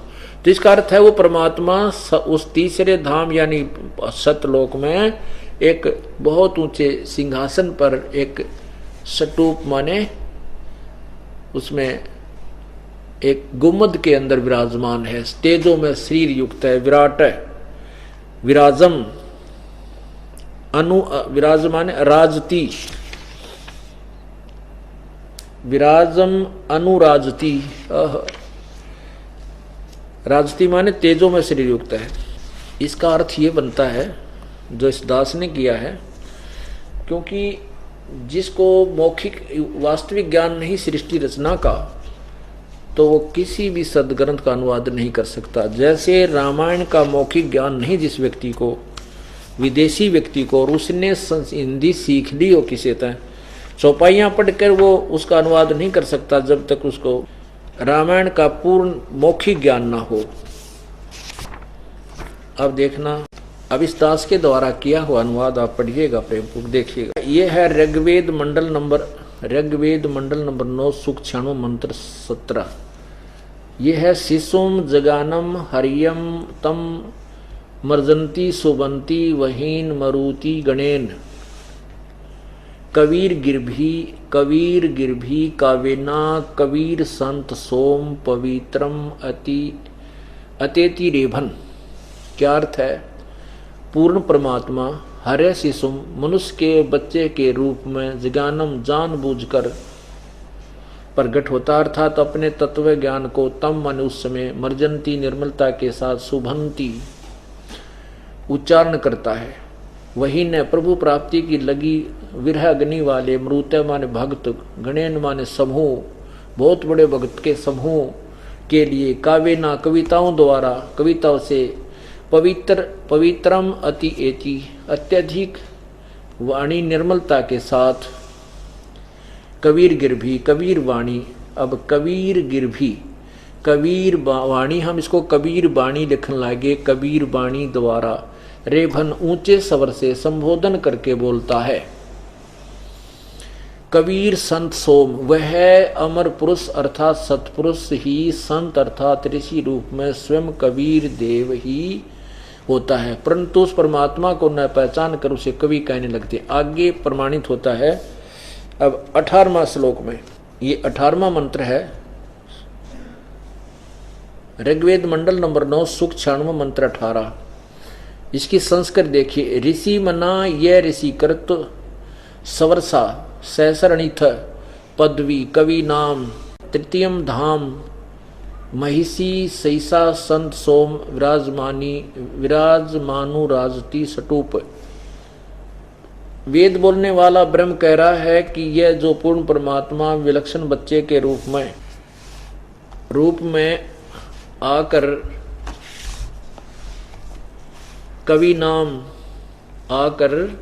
कवि नाम प्रसिद्ध कवियों की पदवी उपाधि प्राप्त करके, अर्थात एक संत या ऋषि की भूमिका करता है, उस ऋषिकृत संत रूप में प्रकट हुए प्रभु द्वारा रची सहस्रनिथ हजारों वाणी ऋषि मना संत स्वभाव वाले व्यक्तियों अर्थात भक्तों के लिए सवरसा स्वर्ग के तुल्य आनंददायक होती है। तृतीय माने तीसरे, धाम माने मुक्तिलोक अर्थात सतलोक की, महिषा माने सुदृढ़ पृथ्वी को, सीसा माने स्थापित करके यानी उसको उत्पन्न कर प्रकट करके बना करके रच करके सतलोक को, अनु पश्चात संत सोम अमर पुरुष अर्थात सतपुरुष मानव सदृश संत रूप में सतूप ऊंचे टीले रूपी एक गुम्बद में विराजमानो राजती उज्जवल सथूल आकार में अर्थात मानव सदृश शरीर में विराजमान है। इसका सीधा सा अर्थ बनता है कि वो परमात्मा, अब जैसे इन्होंने भी सहस्रनिथ माने हजारों वाणी, असंख्य वाणी लिखा है, तो सहस्र माने हजार, निथ माने वाणी, सहस्रनिथ अर्थात हजारों जो वाणी है वो परमात्मा, कबीर परमात्मा ही आकर के अपनी अमृत वाणी के द्वारा तत्व ज्ञान प्रकाश करता है। और वो अमृत वाणी उनके अनुयायियों के लिए बहुत प्यारी होती है, आनंददायक होती है, स्वर्ग की तरह। अब जैसे आप परमात्मा की वाणी अब सुनते हो, जिनका जबर उतर गया, बुखार उतर गया, जिनके ऊपर से पाप कर्मों का जबर बुखार उतर चुका है, आज उनको परमात्मा की वाणी, परमात्मा की महिमा कितनी प्यारी लगती है। वही वेद प्रमाण करते हैं कि वो परमात्मा अपनी महिमा को आप ही आकर के उच्चारण करके बताता है। तो जब वो परमात्मा आता है तो हम उसको भगवान ना मान करके एक कवि की उपाधि दे देते, और वही प्रमाण आपके समक्ष है। जब तक हम इस परमात्मा की यथार्थ महिमा से परिचित नहीं थे तो हम परमेश्वर कबीर को एक कवि कबीर माना करते थे, कवि, क्योंकि कवियों में भी उनका एक नंबर पे नाम आता है।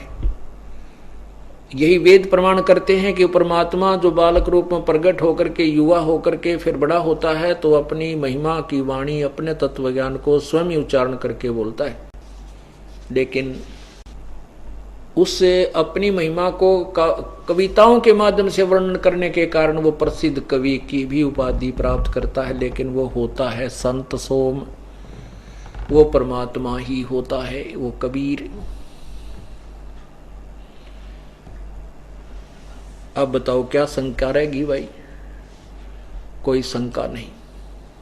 शंका जब तक है जब तक सतलोक आश्रम में आकर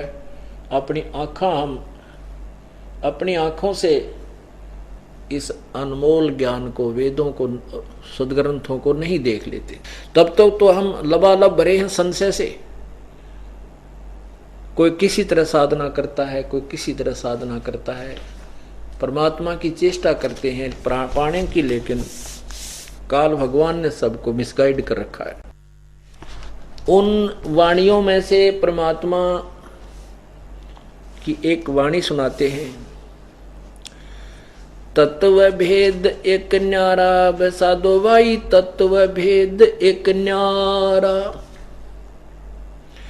तत्व भेद एक न्यारा बसादो भाई, तत्व भेद एक न्यारा, समझेगा कोई गुरुमुख प्यारा, तत्व भेद एक न्यारा।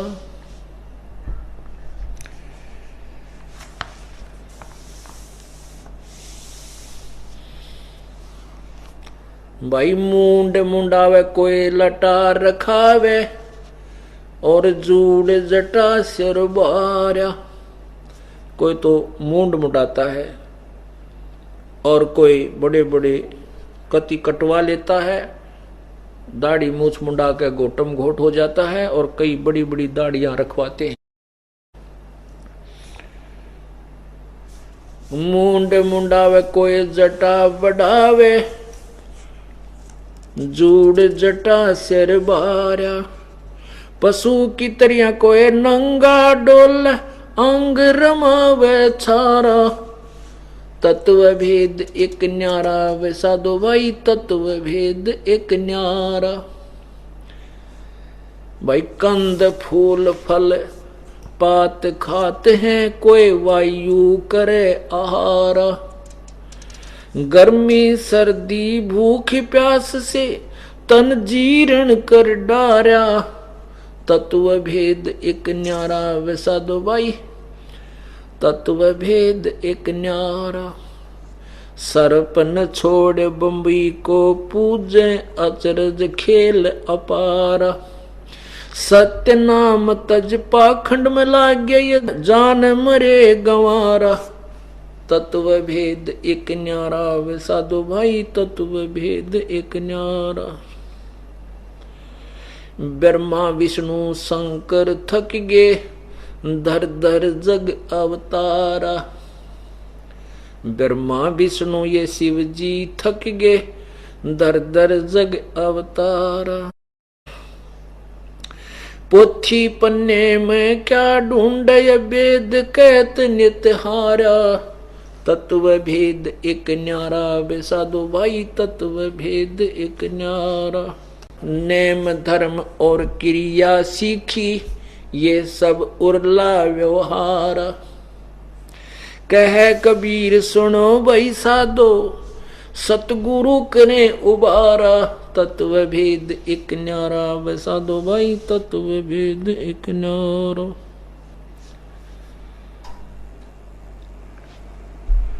परमात्मा ये बताते हैं कि भाई कोई तो मूंड मुंडाता है, कोई बड़ी बड़ी जटाएं रखता है, कोई बिल्कुल निवस्त्र नंगा होकर घूम रहा होता है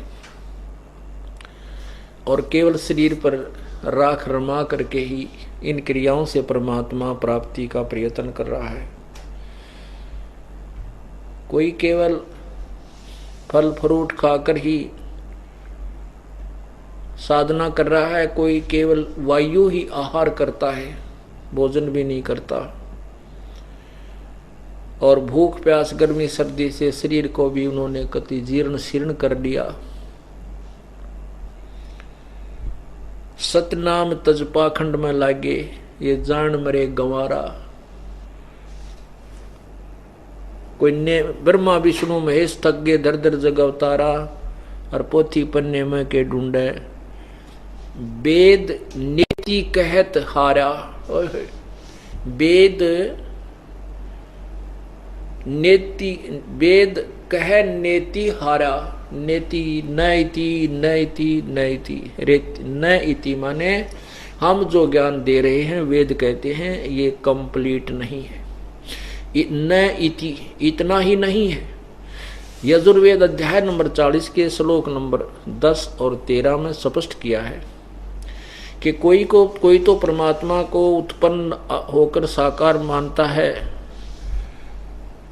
कि वो पर जन्म लेता है, कोई कहता नहीं भगवान कभी जन्म नहीं लेता। वो कहते हैं ये संशय निवारण भी कोई तत्वदर्शी संत करेगा, वेदों में वर्णन नहीं है, इन 4 वेदों में नहीं है। उसी के विषय में यहाँ बताया है कबीर परमात्मा ने कि वेद भी नेति कह करके अपना पीछा छुटा लिया वेद ने। अब वो कैसे पाएगा, कैसा मिलता है वो परमात्मा, उसका थोड़ा सा वर्णन करते हैं प्रभु की वाणी में, उस कबीर वाणी में, कबीर गिरभी में। बंदे बंदे बंदगी बरहक वे, बंदे बंदगी बरहक वे। बेदा कते बांसी हर क्या, अज बिना नाम अनभक वे। बंदे बंदगी बंदगी बरहक वे। अब क्या बताते हैं, नाम बाहर नाम भीतर, नाम शीस सुभान बे। नाम असन असल मीरा, नाम पर कुर्बान बे। अब उस वास्तविक मंत्र से परमात्मा प्राप्ति होगी यथार्थ नाम से। यथार्थ नाम से जीव की मुक्ति होगी, मोक्ष होगा, अन्यथा नहीं। नाम उठत नाम बैठत नाम सोवत जागवे। नाम खाते नाम पीते नाम से ती लागवे।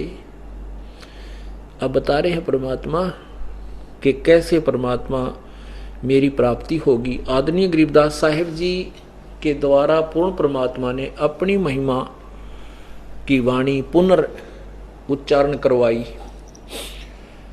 क्योंकि गरीबदास जी 10 वर्ष के हो चुके थे, तब तक उनको कोई ज्ञान नहीं था, न ही कोई वाणी वो बता और बोल रहे थे।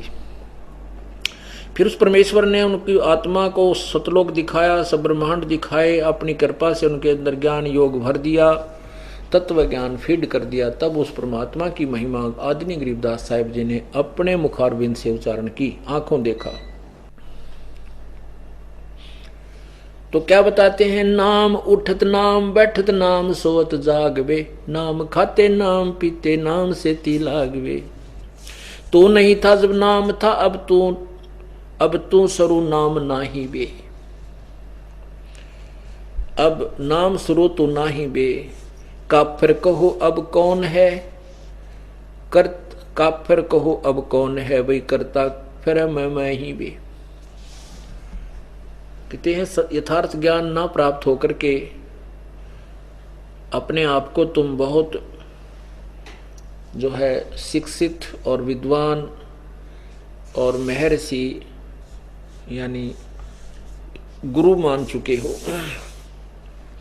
और सभी अपने अपने अनुभव को उत्तम मान करके जनता को भ्रमित कर रहे हो। उसके विषय में बता रहे हैं, काफिर कहो अब कौन है भाई करता फिर मैं ही बे। मैं करसो मारियो भाई तू तो करसो छूट बे। इस मार में होशियार बंदे गधा बने क्या ऊंट बे। हो करसो गद्दा होई मैं करसो बोक बे। बंदा बेसारे बंदगी तो स्वान है सब लोक बे।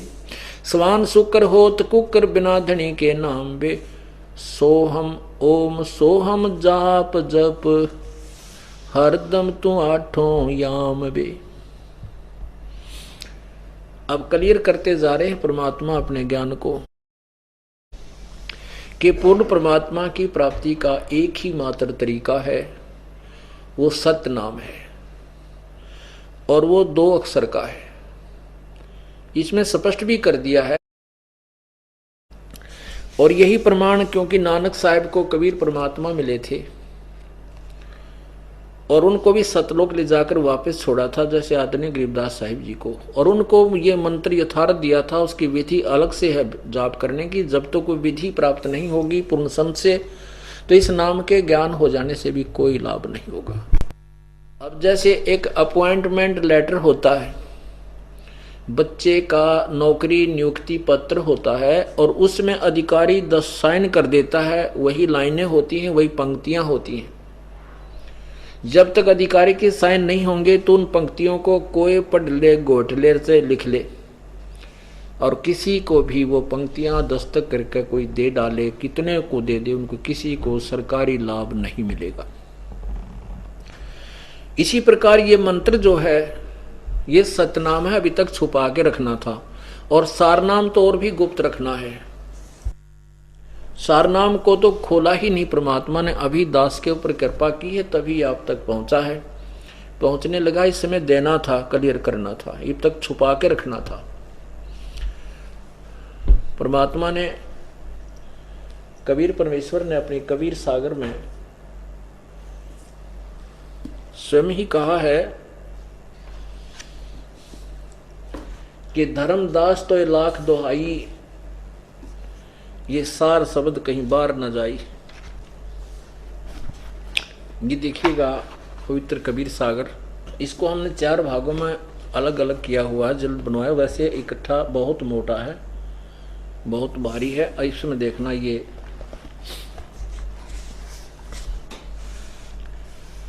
है कबीर बानी, कबीर गिरह, कबीर बानी है, और ये बोध सागर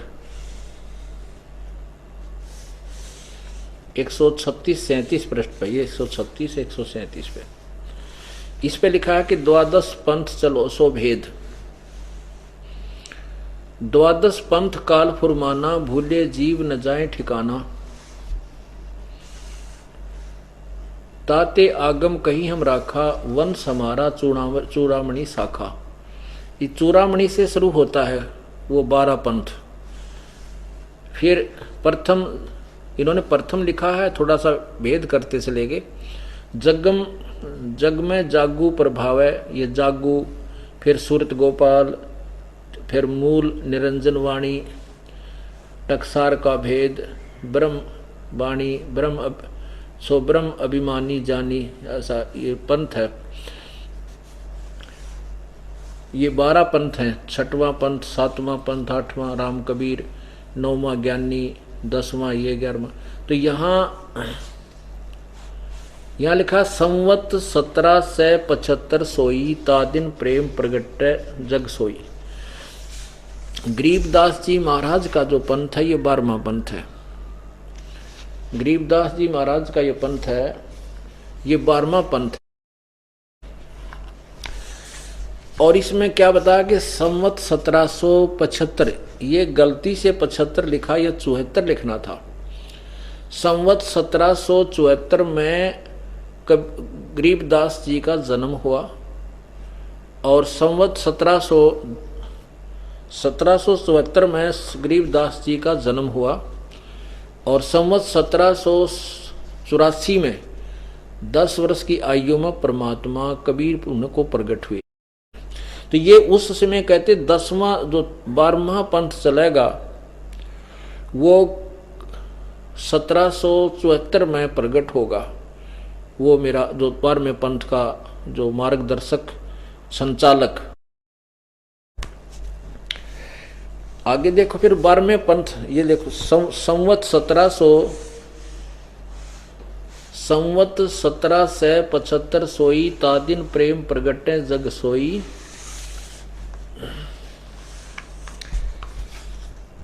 आज्ञा रहे ब्रह्म बोध लावे कोली चमार सबके घर खावे।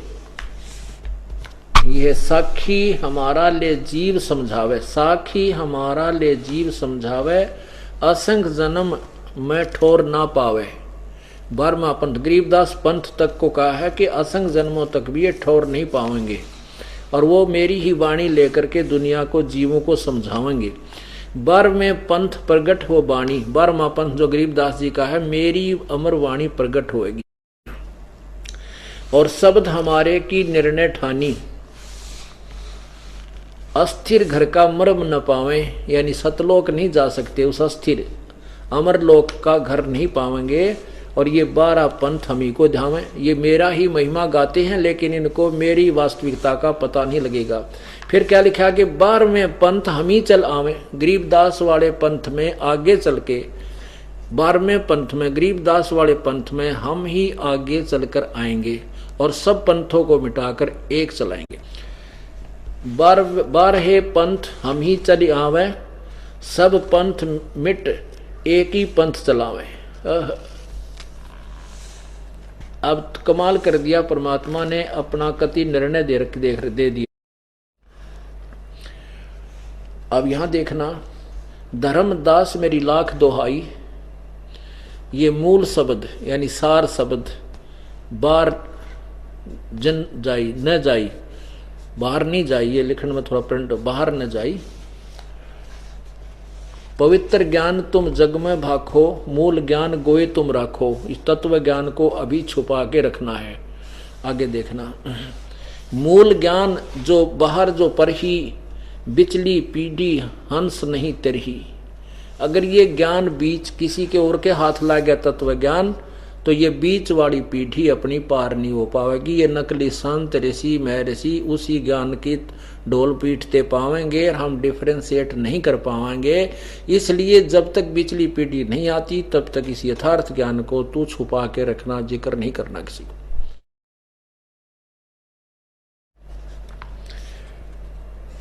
धर्मदास मेरी लाख दोहाई, मूल शब्द सार शब्द, बाहर जिन जाई, बाहर ना जाई, बाहर न जाई।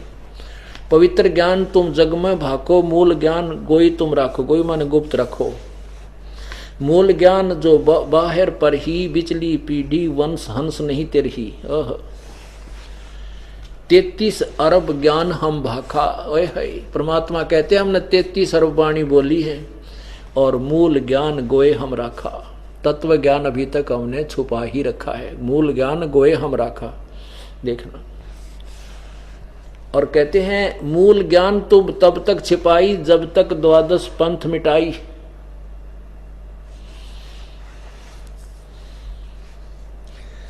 क्या कहा है कि इन 12 इस मूल ज्ञान को तब तक छुपा के रखना है जब तक ये 12 पंथ ना मिट जाए। अब देखना, निर्णायक करते हैं कि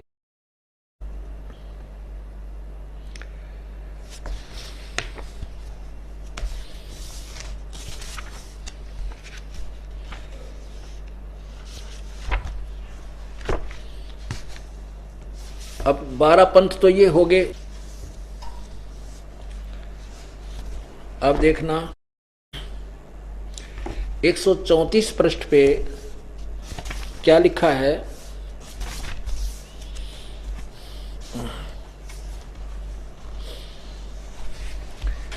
यहां वही है कि प्रथम वंश उत्तम, वंश प्रकार का प्रथम वंश उत्तम यानी चूड़ामणि जी प्रथम, दूसरा वंश अहंकारी, तीसरा वंश प्रचंड, चौथा वंश विरहे, पांचवा वंश निंद्रा, छठे वंश उदास, सातवें वंश ज्ञान चतुराई, आठवें द्वादश पंथ विरोध, नौवें पंथ वंश पंथ पूजा, 10वें पंथ प्रकाश, 11वें पंथ प्रगट पसारा, 12वें वंश प्रगट होए उजियारा। 12वां पंथ जो होगा गरीबदास जी की जो वाणी होगी उसमें मेरी महिमा का कुछ उजागर होगी, उसके द्वारा मेरी महिमा उजियारा होगा, लेकिन कंप्लीट नहीं। आगे देखो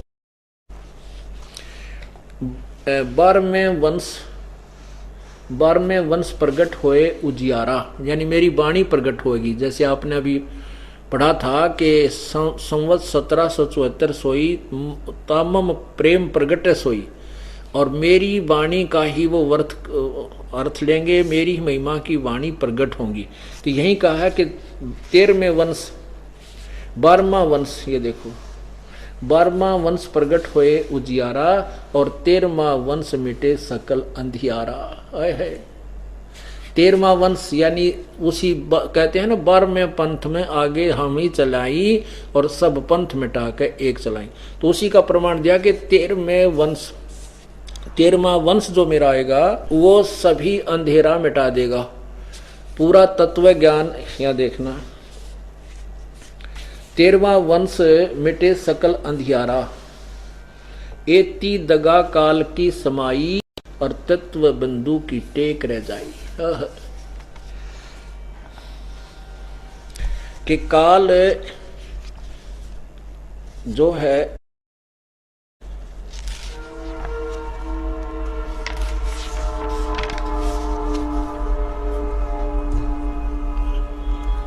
काल अपनी पूरी झक मार लेगा, लेकिन फिर भी हमारे तत्व ज्ञान को वो मिटा नहीं सकेगा। तत्व ज्ञान बिंदु की टेक रह जाई। अब देखिएगा यही कबीर सागर है।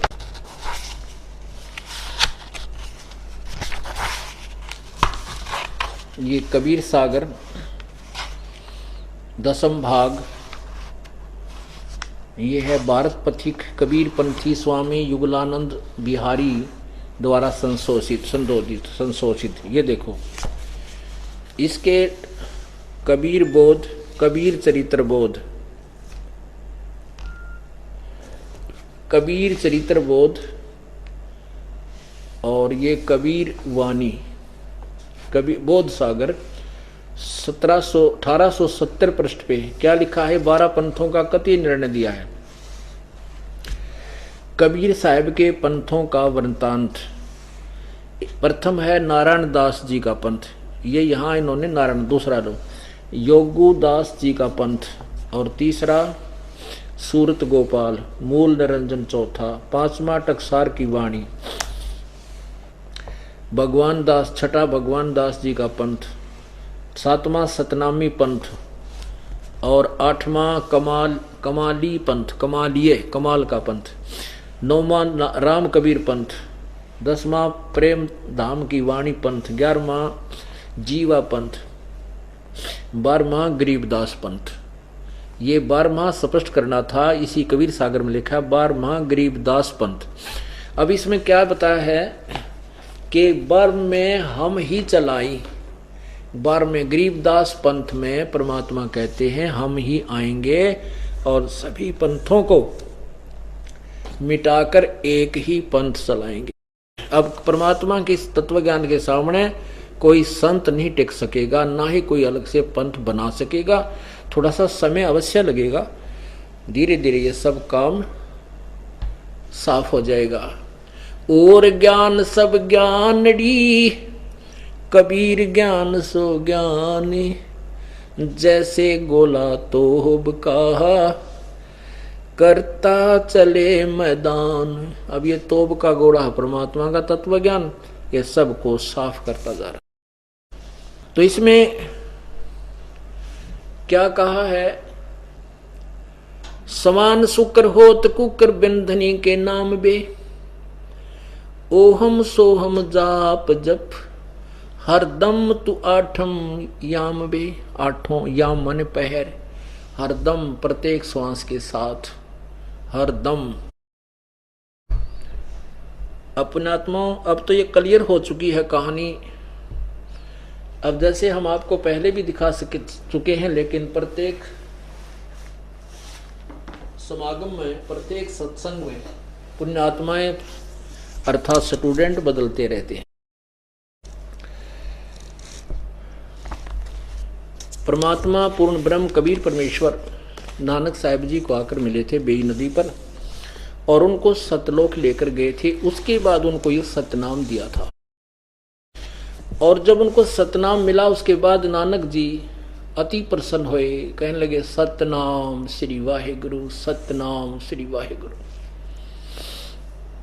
के ये बीमारी तो इस सतनाम से कटनी थी, और ये वाहेगुरु, ये सतगुरु महाराज धन्य है आप ना मिलते तो क्या होता। अब देखिए ये जन्म साखी,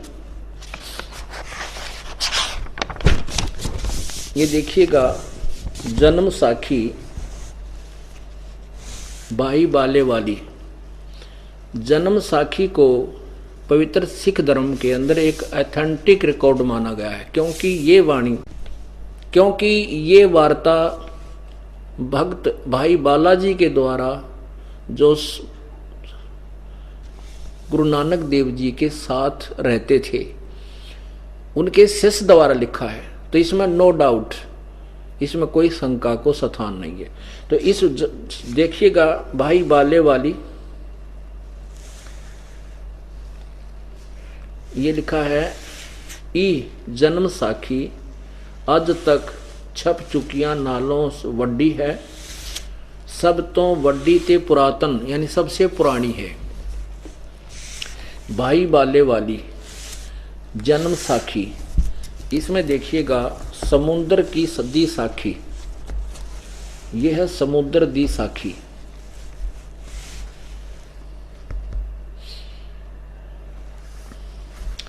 तो यहां पर, यहां से शुरू कीजिए। बाला संधु वाच, बाला संधु बोला, ताते हे गुरु अंगद जी, जद गुरु नानक जी अजीते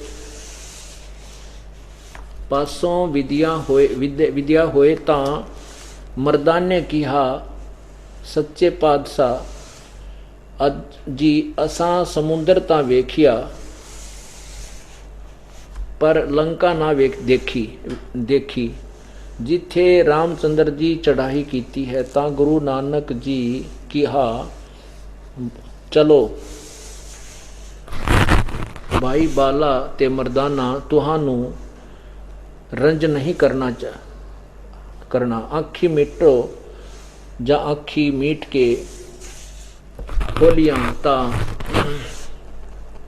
मर्दाने समुंदर दे कंडे जाही खड़े होए, ता आखन लगे बाला ते मर्दाना, मेरे नाल मेरे पीछे पीछे चले आओ, मुखों वाहेगुरु वाहेगुरु कर दे कहिंदे आओ, ते आगे आगे गुरुजी तुर पे, जैसे धरती ऊपर तुरदे सन, उसे तरह समुंदर ऊपर तुर पे जा चले जावण, ते पीछे बाला ते मर्दाना जावण।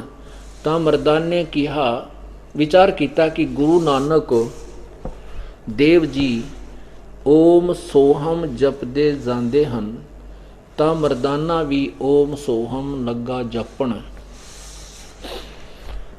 ते लगा गोते खावण। जा गुरु नानक जी वेखण देखण, ता मर्दाना गोते खांदा है, ता गुरु जी किहा मर्दाना गुरु दी करनी वल नहीं वेखना, गुरुदेव वचना पर चलना चाहिए। तू मर्दाना ओहे ओहे आख जे असा आख्या है। ता मर्दाना फिर लगा वाहे गुरु कहन, ता फिर जल ऊपर उसे तरह तुरन लगा।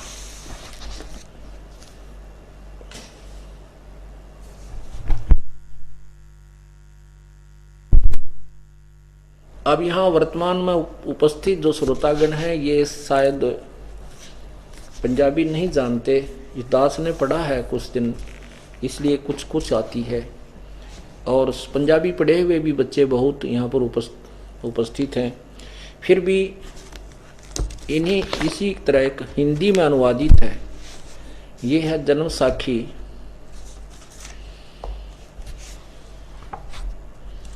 जन्म साखी भाई बाले वाली।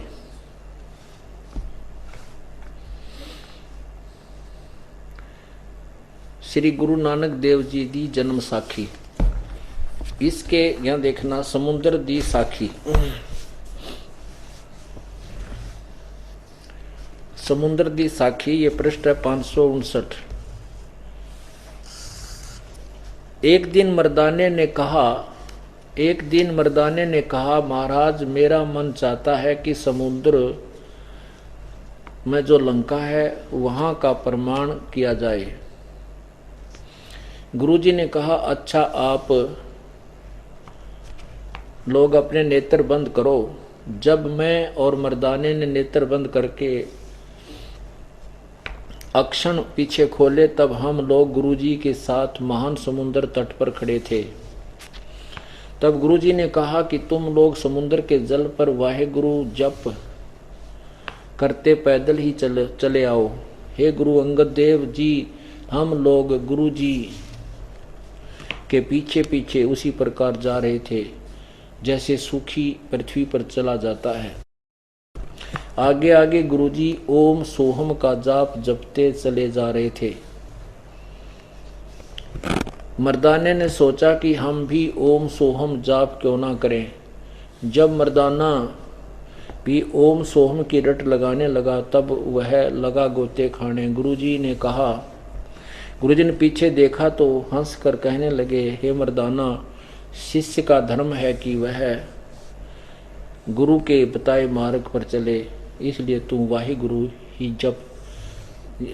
ही जप तेरा उसी में कल्याण है। जब मर्दाने ने वाहेगुरु की रट लगाई तो फिर पूर्व प्रकार पानी पर चलने लगा। अब जो हिंदी पंजाबी नहीं जानते उनको शंका हो सकती है कि हम तो नहीं समझ देख सके, तो हिंदी भी क्लियर कर दिया आपके सामने, इसमें भी यही लिखा है। अब ये भी कंसेप्ट क्लियर हो गया कि जो महापुरुष परमात्मा को, जिन महापुरुषों ने परमात्मा का साक्षात्कार हुआ है उन्होंने भी यही मंत्र बताया है जो आप जी को प्राप्त है। अब यहाँ एक और निर्णय मिलता है कि गुरु नानक देव जी ने किसी भी सिख को नहीं बताया ये जाप करने को, क्योंकि परमात्मा ने इनको सख्त हिदायत दी थी कबीर परमेश्वर ने कि अभी ये गुप्त मंत्र नहीं खोलना। ये सतनाम भी नहीं खोला और साथ में इसकी विधि भी नहीं बताई गुरु नानक देव ने। और सार नाम तो बहुत दूर की बातें हैं। इससे क्या हुआ, सिद्ध हुआ कि वो परमात्मा की वाणी आपने अभी पढ़ी कि धर्मदास तो लाख दोहाई, ये सार शब्द कहीं जो मुख्य शब्द सार शब्द ये कि तो बाहर ना जाए। और ये मूल ज्ञान भी छुपा के रखना है। 33 अरब ज्ञान हम भाखा और मूल ज्ञान गुप्त ही रखा। और जब तक मूल ज्ञान तब तक छिपाई जब लग 12 पंथ ना मिट जाए। अब ये 12 पंथ कति नष्ट हो जाएंगे क्योंकि इनका ज्ञान लिपिबद्ध है। ये जो मंत्र देते हैं उनका भी पता है और वो अब अपने आप निष्क्रिय हो जाएंगे। तत्वज्ञान जनता तक पहुंचेगा और उमड़ कुमड़ कराएंगे। कौन नहीं चाहता अपना कल्याण करवाना, लेकिन अब ये विश्वास ही नहीं हुआ है कि सतलोक आश्रम क्रोथा के और बरवाला में वो जड़ी है जिससे जीव उद्धार संभव है। No doubt. जब ये विश्वास हो जाएगा फिर देखना, जहां तक नजर जाएगी वहां तक बंदे ही बंदे नजर आएंगे, उमड़ उमड़ कराएंगे। तो अभी क्या बता रहे हैं देखना। अब इस मंत्र का सतनाम का आपको पता लगा है 2 अक्षर का है और सारनाम 3 अक्षर का है, ओम तत्सत। वो 3 मंत्र का है ओम तत्सत। ओम और तत् तो ये प्रकट हो गए, सतनाम बन गया जो आपको अभी सुनाया। अब आपको और क्लियर करते हैं।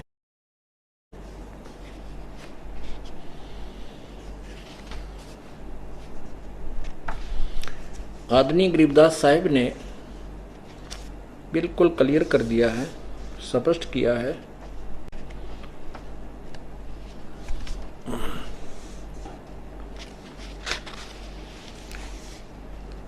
कबीर पुरुष की लीला न्यारी, अपनी महिमा आप पसारी। रचे कच्छ मच कूरंबा, दौर धरणी शाखा अठखंबा। गिरिवर मेरु और सागर सिरजे, अष्टकुटी धरणी में दर्जे। 33 कोट देव की संज्ञा, इंद्र सूर चंद सूर तारायण तेजम। लोका लोक दर पर तेजम, सप्तपुरी बैकुंठ विलासा। इंद्र कुबेर वरुण प्रकाशा। 14 कोट दूत धर्मराया, चित्रगुप्त की लेखनी आया। 18 भार बनमाल बिनानी, 4 अंड 4 ही खानी। गण गंधर्व एक मुनियर मेला, 87 88 नाद सकेला। 33 कोट देव की संज्ञा, सिद्ध 84 शब्द विहंगा। 5 तत्व का कीन पसारा, पिंड ब्रह्मंड रचे करतारा। सकल जूनी जल थल सिर जाई, ब्रह्मा विष्णु महेश उपाई। ब्रह्मा विष्णु महेश की भी उत्पत्ति की। नाद बिंद का सकल पसारा, ये 52 अक्षर विस्तारा। अकय पुरुष रूप सो गोप रहाई, निश्चल पुरुष कबीर गोसाई। अंत कोट ब्रह्मंड समूलम, चरण कमल में सब अस्थूलम। ओहम सोहम सार संदेशा, मानो सतगुरु का उपदेशा। कि ये मंत्र है, ये सार संदेशा है, ये सत्य ज्ञान समझ लेना, ये सत्य मंत्र है। ओहम सोहम सार संदेशा, मानो सतगुरु का उपदेशा। यो ही मादर पिदर प्राणी, यो ही आदि यो ही अंत निशानी। यो ही मध्य प्रसिद्ध अजूनी, जब तब संजम ध्यान की धुनी। राजपाट गज ठाठ फकीरी, बिना सतनाम या झूठी चीरी। इसी के विषय में आपको और आगे सुनाते हैं। पुण्यात्माओं, जिस भी मार्ग पर हम चल रहे हैं और जब तक ये हमें क्लियर नहीं होगा, स्पष्ट नहीं होगा कि जिस रास्ते से हम जा रहे हैं ये हमारा सही है, तब तक चलें जरूर के पर गोड्डे से टूटे रहते हैं इंसान के, चल नहीं सकता। क्या बताते हैं आदरणीय गरीबदास साहिब जी? प्रभु कबीर जी का दिया हुआ ज्ञान हमें स्पष्ट करते हैं। ओहम सोहम मंत्र सारम, सुरत नृत से करे उचारम। ओम सोहम मंत्र जपिए, योग युगत या धूणी तपिए। ये धूणी है जो शरीर फूको हो तुम धूणे ला करके, वो नहीं। इस सच्चे नाम की रूपी जो धूणी, अर्थात इसमें जितना भी तुझे कष्ट सहना है, चाहे नींद लट झटके दे, चाहे कुछ भी करे, इस जाप को आपने करना ही होगा। अंध कपाट नाम से खुले, सुरत पींग चढ़ हंसा झूलें। सुरत हंसनी को जोक देखें, अंत कोट ब्रह्मंड परेखें। सार शब्द का सो हम अंगा, सुनो पुरुष का निज प्रसंगा।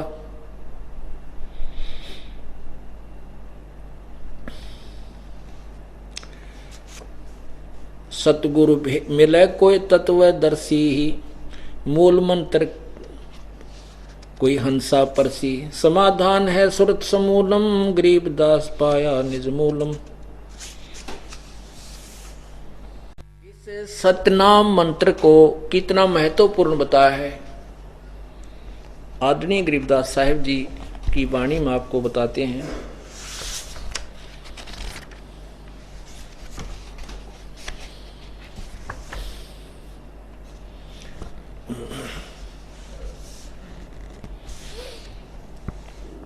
मन राजा खेलन चला रंग होरी हो,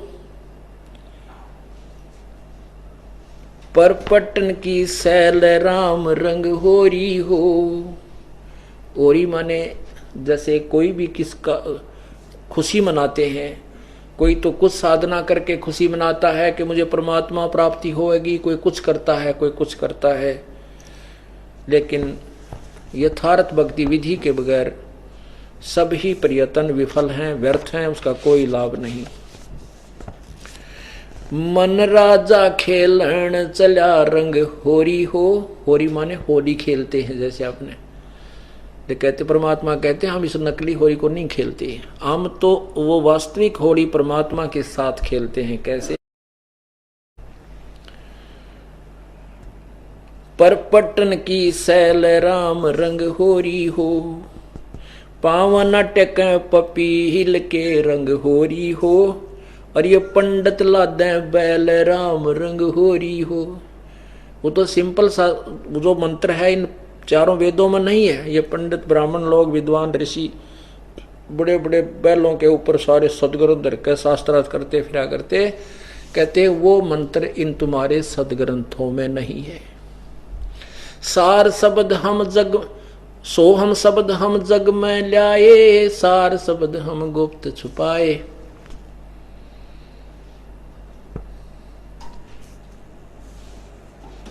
पावन टेक पपील के रंग होरी हो, ये पंडित लादे बैल राम रंग होरी हो। जावा मैल कबीर का रंग होरी हो, राई ना ठहरावे राम रंग होरी हो। पानिक पवन ना संचर रंग होरी हो, चंद सूर ना जाई राम रंग होरी हो। चार वेद पंडित पड़ा रंग होरी हो, 52 अक्षर लेख राम रंग होरी हो। वो अक्षर या मैं नहीं रंग होरी हो, रहे शेष के शीश राम रंग होरी हो। वो मंत्र वास्तविक मंत्र तुम्हारे वेदों में नहीं।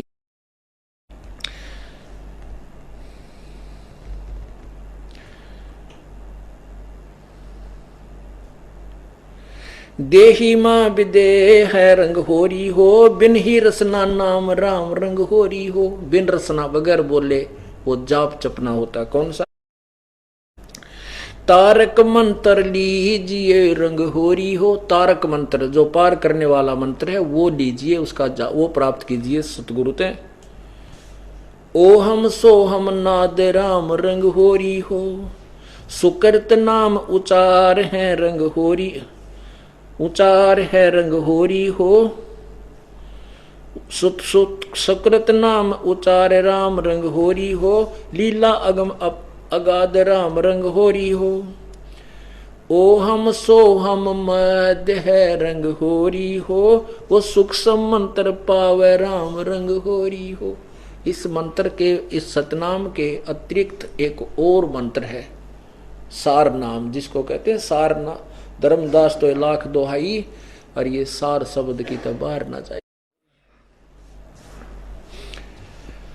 ओ सोहम मंत्र हम जग में लाए, सार शब्द हम गुप्त छुपाए।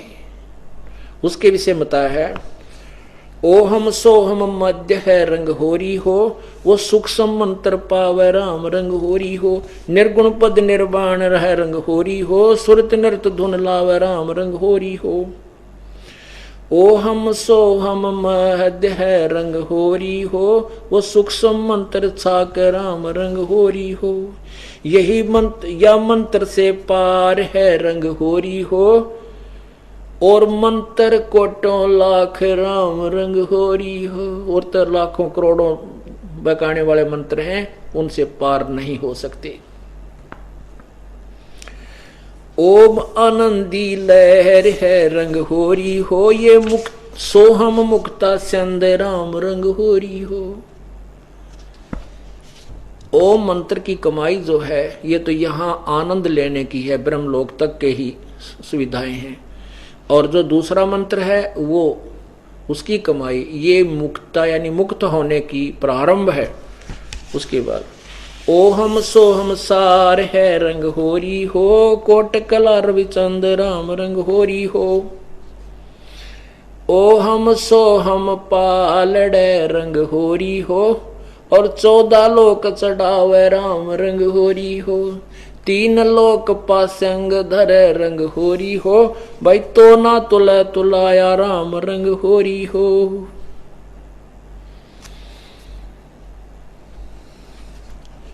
अब क्या बताते हैं कि इस जो मंत्र आपको दिया गया है सतनाम का, ये इतना कीमती है कि एक जो विधिवत साधना मर्यादावत एक श्वास का सिमरन सतनाम का, उसकी कमाई को, उसकी जो कमाई है, उसकी जो कीमत है, उसका वजन एक पालड़े में रख दे, तराजू के में तुला के एक पलड़े में एक मंत्र के जाप की, एक सिमरन के जाप की कमाई पूर्ण संत से लेकर मर्यादा में रहते हुए अधीनी से नम्रता यानी सब मर्यादाओं से, तभी उसकी कीमत बनती है। एक तरफ तो एक सतनाम के जाप को रख दे, एक तरफ यहाँ के 14 लोक चढ़ा दे, और 3 लोक ये स्वर्ग पाताल और स्वर्ग लोक और पृथ्वी लोक और पाताल लोक, इनको पासंग रख दे। पासंग क्या होता था, जैसे पुराने समय में हम देखा करते, ये जो व्यापारी लोग आते थे घर से हमारे कणक लेने आते थे, तो उनकी तराजू कहा करते घर के, भाई तराजू ठीक कर। वो तराजू को ऐसे करते थे तो पलड़ा ऊंचे नीचे हो जाता था, तो उसको बैलेंस करने के लिए, उसको पासिंग लेस करने के लिए, वह पासिंग बोला करते हैं जिसमें कुछ त्रुटि होती, तो उसी कणक में से एक पलड़े में कुछ कणक डाल देते थे, फिर वो बराबर हो जाता था।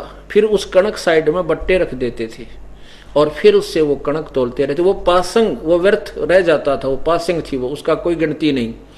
तो कहते हैं तुम तो यहाँ छोटा मोटा कोई मंत्री पद पा जाए, इसमें फूले नहीं समाते।